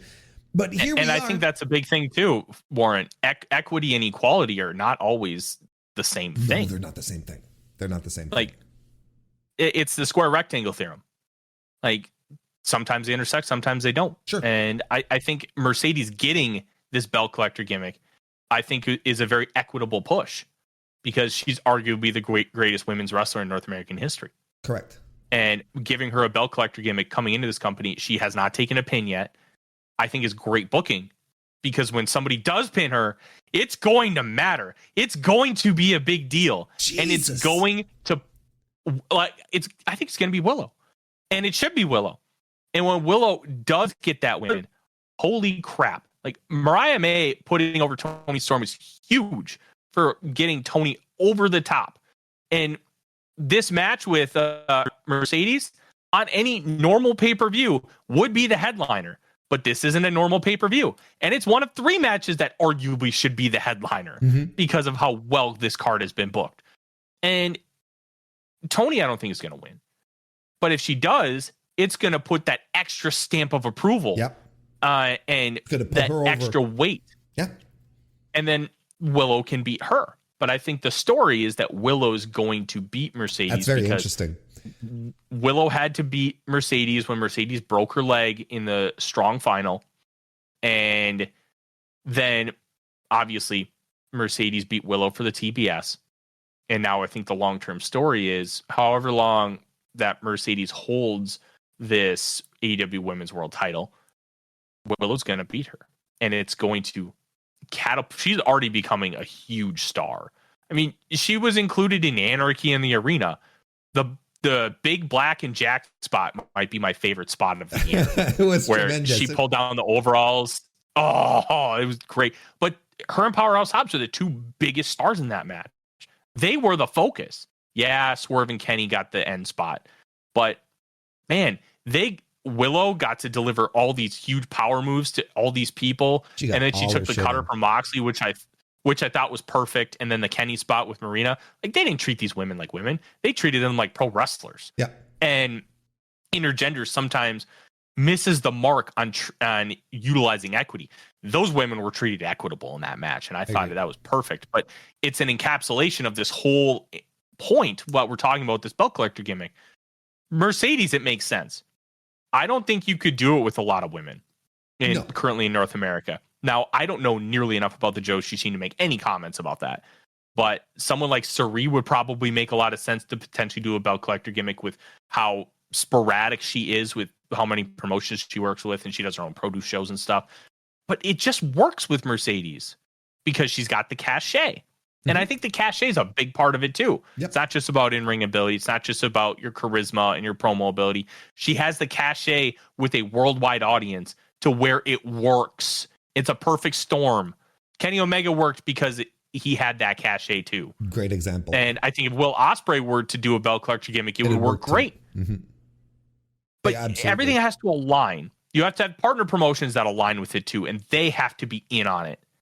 And them going to shows like Kenny boosted TNA's ratings and pay-per-view buys substantially. And Kenny got an extra world title out of the deal. Everybody won.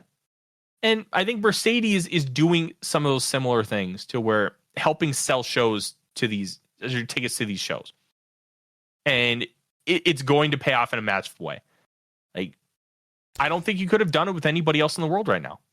And it baffles me that, well, again, I understand why, because of Vince McMahon, but it baffles me that no one seems to understand that at some point Mercedes is going to have to lose these belts. She's going to have to lose. And the loss here is... Well, she already lost one in a three-way. She didn't take the pin.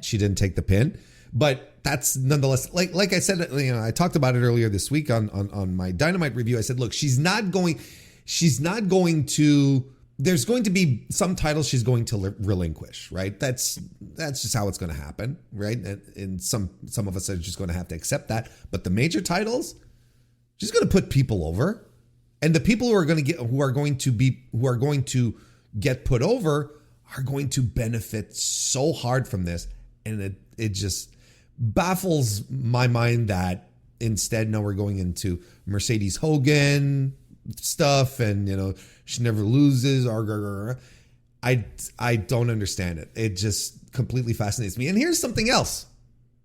CMLL doesn't give a shit about its titles. Like, they legitimately don't give a shit. So whether it's Zuxi said, "Oh, we're going to take the belt off of you, and you'll get it back." They don't care. They really don't. They don't mind. The titles don't get defended all that often, and people really don't necessarily care about them either. It's not that big a deal, in CMLL.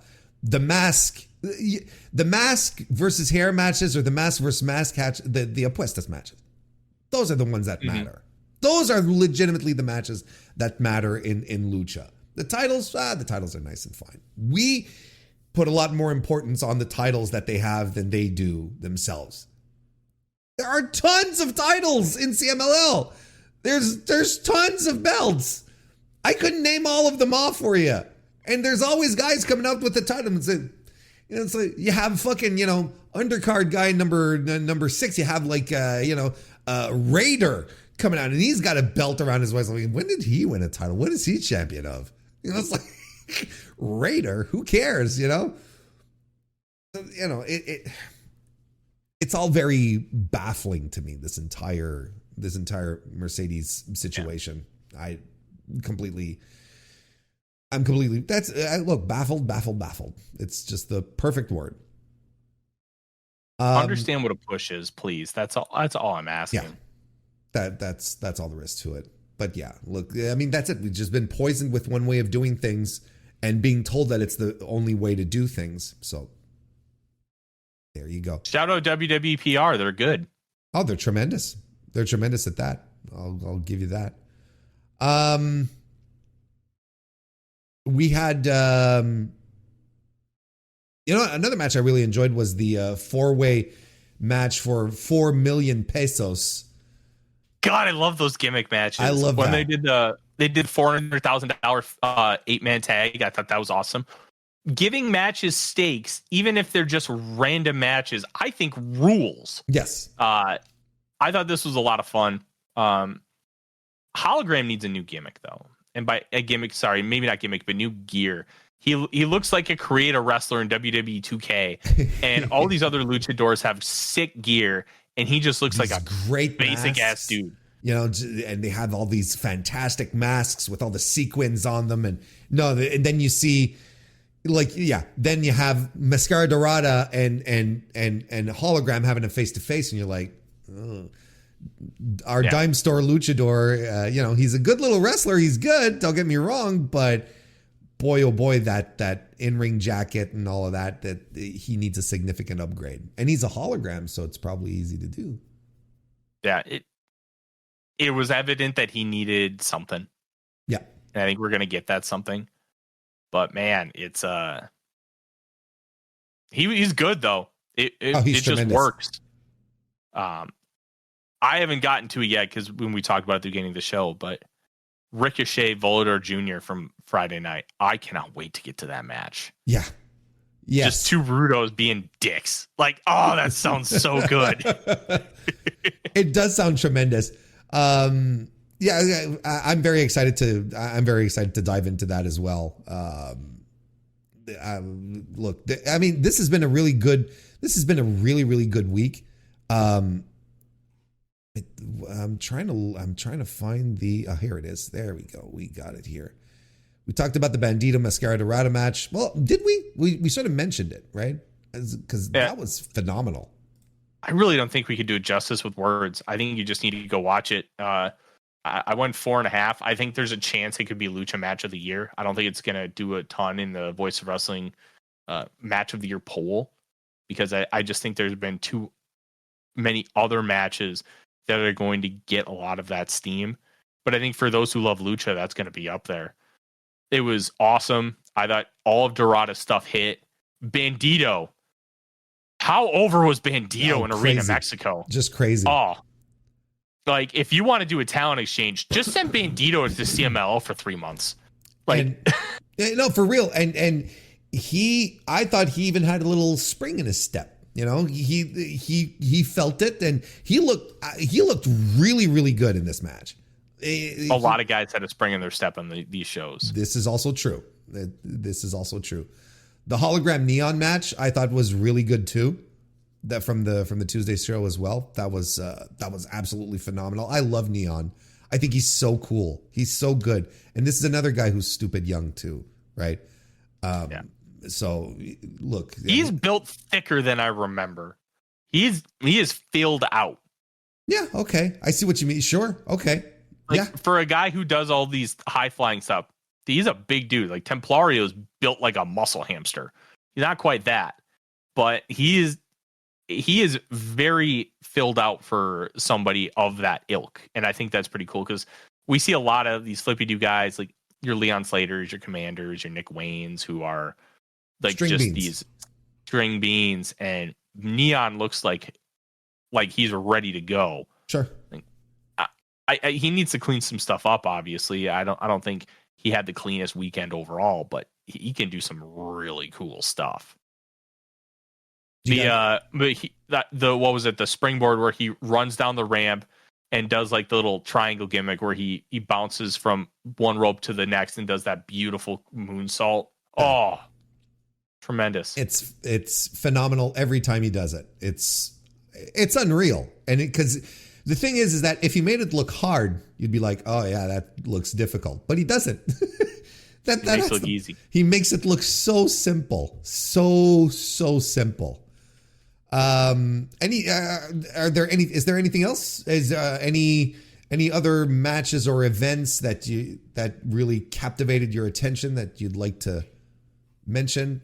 Because I think we hit on all my main points. Look, the The Chavez brothers versus Crew, I thought was a lot of fun. I thought Action Andretti particularly. Crew was over. They were great. They were great. They were really, really great.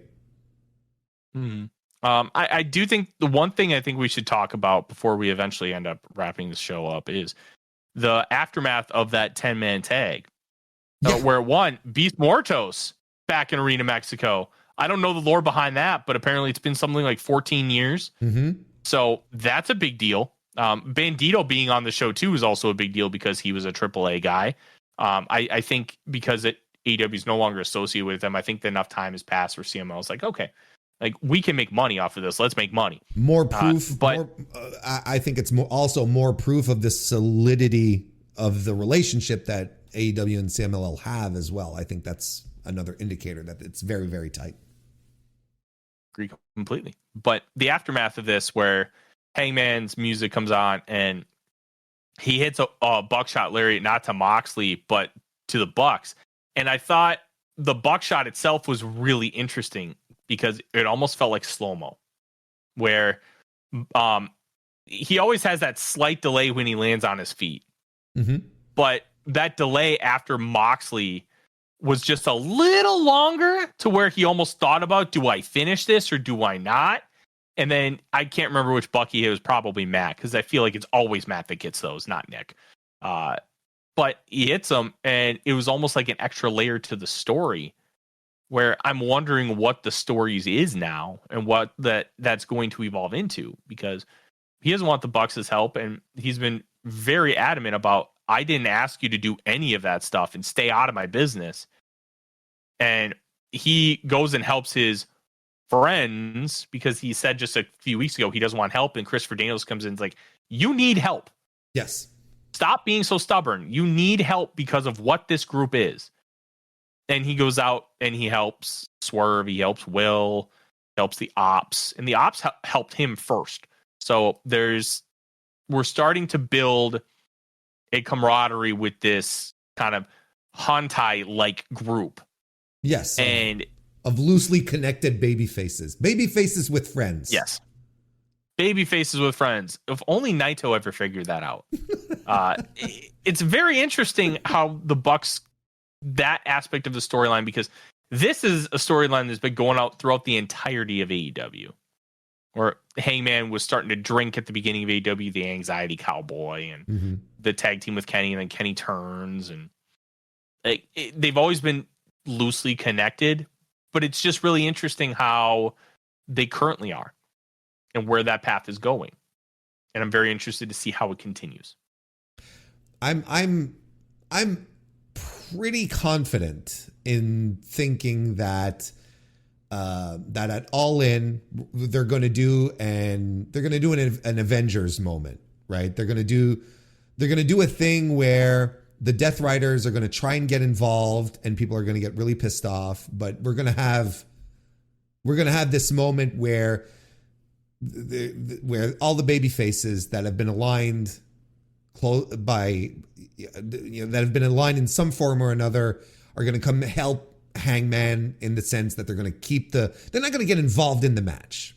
I think that's going to be very important that they do that. In fact, that no one interferes in the match to help Hangman, because I think you want Hangman to win as just clean, not even as clean as possible, clean. But I think we are going to go up to a moment where they're going to create a moment. That's what they're going to want to do, where all the baby faces come and chase off the bad guys, and probably even ending with Swerve doing one last good deed before Hangman gets the definitive win, like just to put that over. I think they're going to do that. I'm expecting the All In main event to be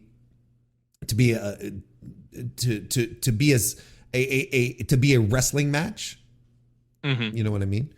But because of how everything has been set up for weeks upon weeks upon weeks, they can't have no, shenanigans from outside the ring and so on. They can't have people at least trying to interfere. But there's going to be, as opposed to people actually interfering, there's going to be people running defense to keep them from interfering. And that's going to probably help raise the moment, create like a moment. I hate to use the word, but that's what it is nonetheless. They're going to try and create a moment out of that where the heroes band together to fight off the big bad. That's ultimate, and his minions. I was live in the building when Hangman won his first title at Full Gear in Minneapolis. Okay.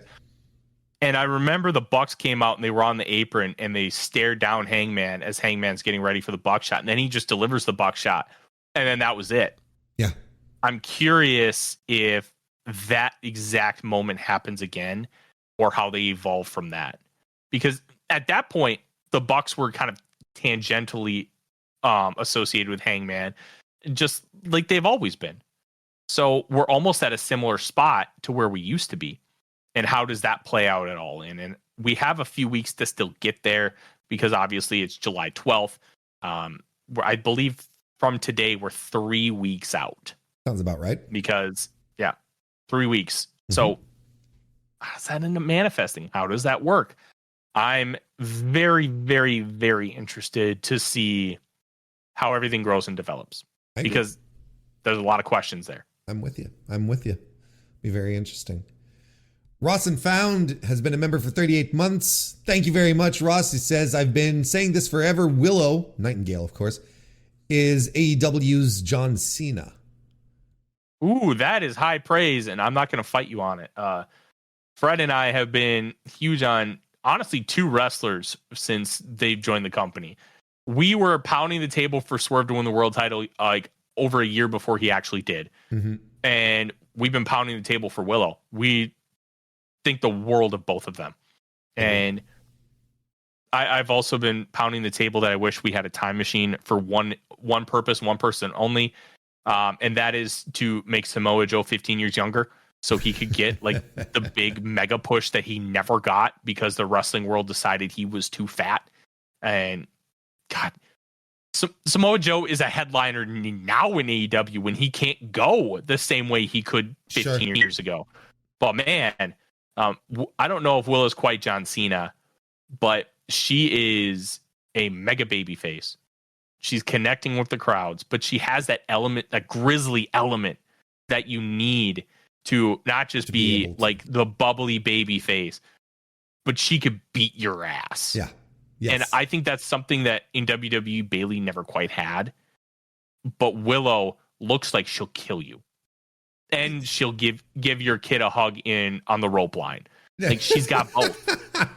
And if you're really going to be that baby face, that big draw, I think you have to have both. And she does. So when they do finally put her over and give her that big title and give her that big win, which I'm going to be real, I think we're probably going to wait about a year. Maybe this might be the all-in match at Wembley with Mercedes and Willow and give her that huge moment in that huge spot. But when it happens, it's going to be a big, big deal. Sure. And I'm really excited. I just hope to God she doesn't get hurt. Yeah, she's had a little history. She has a few she's had a few little mishaps on the way. So yeah, I mean, she's not exactly clear of that. Just how big of a reaction did Samoa Joe get when he came out for his match? I was surprised, quite frankly. I was like, okay, these people really know who Joe is, and they were into it. When he came out, they were doing the Joe. He got a huge reaction.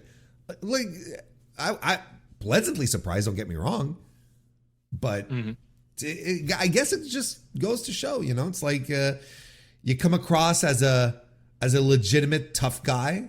You know, you come across as someone who can legitimately hurt and kill you in the ring. It translates really well, and people get into it. Go figure. This was also Joe's first ever match in Arena Mexico. I think like TNA would go down and they would do stuff in Mexico, but I don't think he ever wrestled in Arena Mexico. So, and they mentioned on the broadcast, like this was a big deal to him, and you could tell he had a pep in his step. Yeah, yes, he was loving it. And you know what? I think you're right. Being an ass kicker, it doesn't matter what language it is. Yeah, no. It translates. And Joe hit this renaissance he's had with AEW. It feels weird to say that Joe was a world champion for a major wrestling promotion in the year 2024, but he was, and he was great. He was exactly what the company needed at the right time, and he beat MJF, kind of ending that Brochachos thing, and his run was short.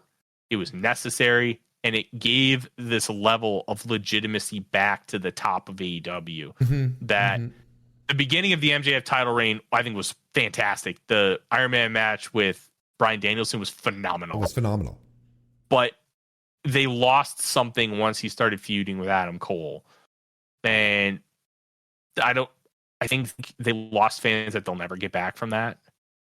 Fred and I almost stopped doing the podcast because of that. We were just so turned off by all the Brochacho stuff. But he is still a credible threat to that world title.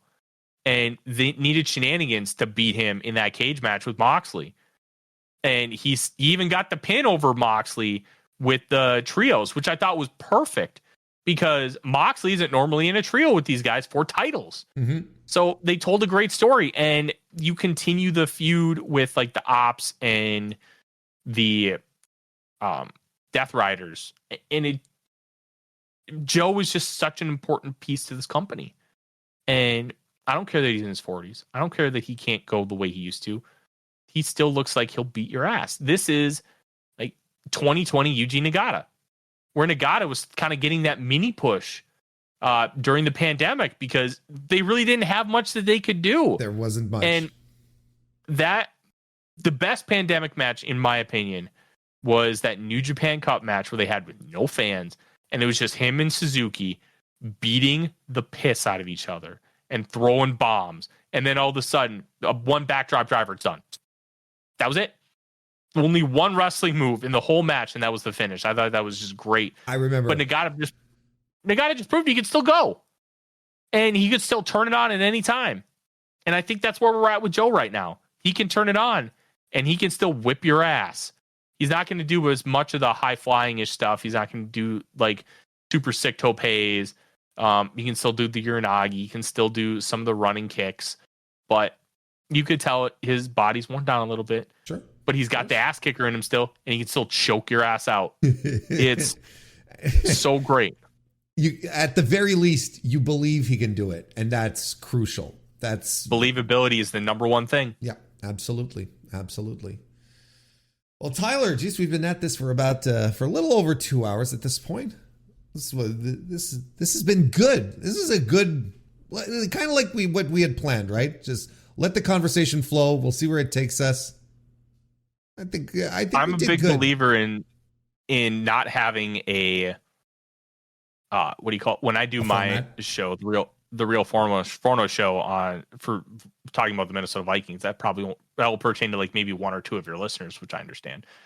I have a general topic. That's what we're planning on talking about. But then I don't have notes in front of me. I just go and we just talk and let the conversation flow and dictate kind of everything that's going on. And I thought this was great. We had a bunch of stuff that we wanted to talk about. We had stuff that we had no idea we would talk about. I just thought it was a fun conversation, and I had a blast. And I hope everybody who's listening and will listen felt the same way, because I can't believe we've been going for 2 hours. Doesn't feel like it. It doesn't feel like it. No, it absolutely doesn't. And I had a blast too. And listen, again, full credit to you. This was your idea, and I think it's tremendous. And we should do it again sometime because this was a lot of fun. But as it stands right now I know this is also going to be available on audio over on your podcast, but why don't you sell your podcast over to the listeners here on the Mr. Warren Hayes Show side of things? Absolutely. If you've listened to this Warren Hayes Show for long, you've obviously seen Fred Morlan, which I apologize. He is my podcast co-host, and we do The Good, The Bad, and The Hungee, where we try to not just do a show review, but sometimes we get into the monotony of, hey, that's what's going on right now, so we're going to break down the show. but we try to look at things from more of a big picture perspective. I had Abraham Delgado on for Voice of Wrestling last week talking about the importance of AEW going to Mexico and what the fans think of the product, what the fans want out of it, and how everything is going to be kind of presented from a Mexico and Latin American perspective, because I think that's something that we necessarily don't have in the northern part of North America, is the understanding of what the Latin American fans like and what they want and how that translates, because I didn't realize how huge of a WWE territory that Mexico is. It's WWE. It's after Lucha, it's all WWE. So getting some of that was really cool. We try to look big picture and talk about some of the big picture things. We like to talk business, which I know isn't everybody's favorite. But look, the reason why AEW is still existing is because they do big business. It's not WWE business, but they're top 5 on cable. If you're top 5 on cable, you're doing big business. Yes, you are. So we try to do that and look at big picture stuff. And we have a lot of fun over there. And if you love football, I cover the Minnesota Vikings, Florida Gators, and NFL draft for a website called A to Z Sports. Or as in Canada, I found out it would be A to Z. So I'm becoming a big Canadian Football League fan. So I'm trying to learn some of the Canadian vernacular as well. But yeah, we just have fun, and we'd appreciate any time you'd be willing to stop by, including you as well, Warren. I know you've been on our show at least once or twice. Once with me, I think, then once also with just Fred, because our schedules don't always line up. And yeah, this was a lot of fun. I love just sitting and talking ball, yes, which does not happen nearly as enough within the confines of pro wrestling media. There's so many people who don't know how to talk ball.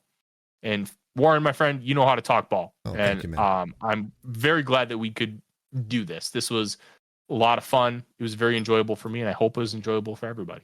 I hope so too. It was a great time. I really enjoyed it.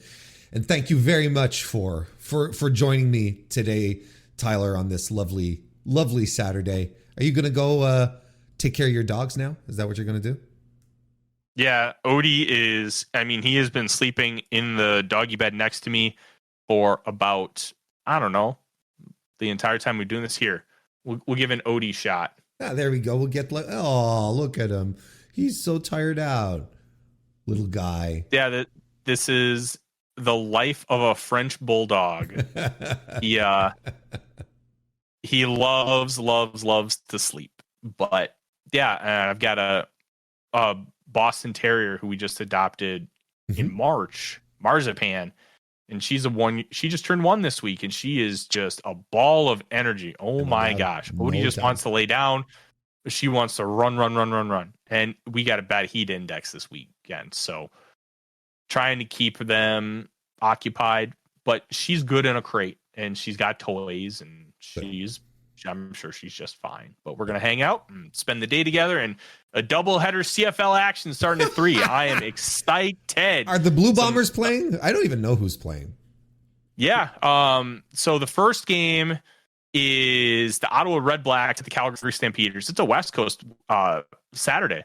And then the Blue Bombers, who beat the BC Lions last week in Winnipeg, are playing them in BC tonight at 6. So I'm really excited. Nathan Rourke is hurt, so he's not playing. But Zach Collaros is back from his 1-game suspension. And he got a 1-game suspension because he missed a call for a drug test. Oh, he missed a phone call. I was going to say because he didn't say please and thank you. I thought that's the kind of thing. No, but it was nice. Chris Strebler, who's a kind of short yardage running quarterback, got the start, and he looked like a much improved passer. So if Collaros, who's older, ends up having some issues, I think my Blue Bombers can feel comfortable. No Brady Oliveira though.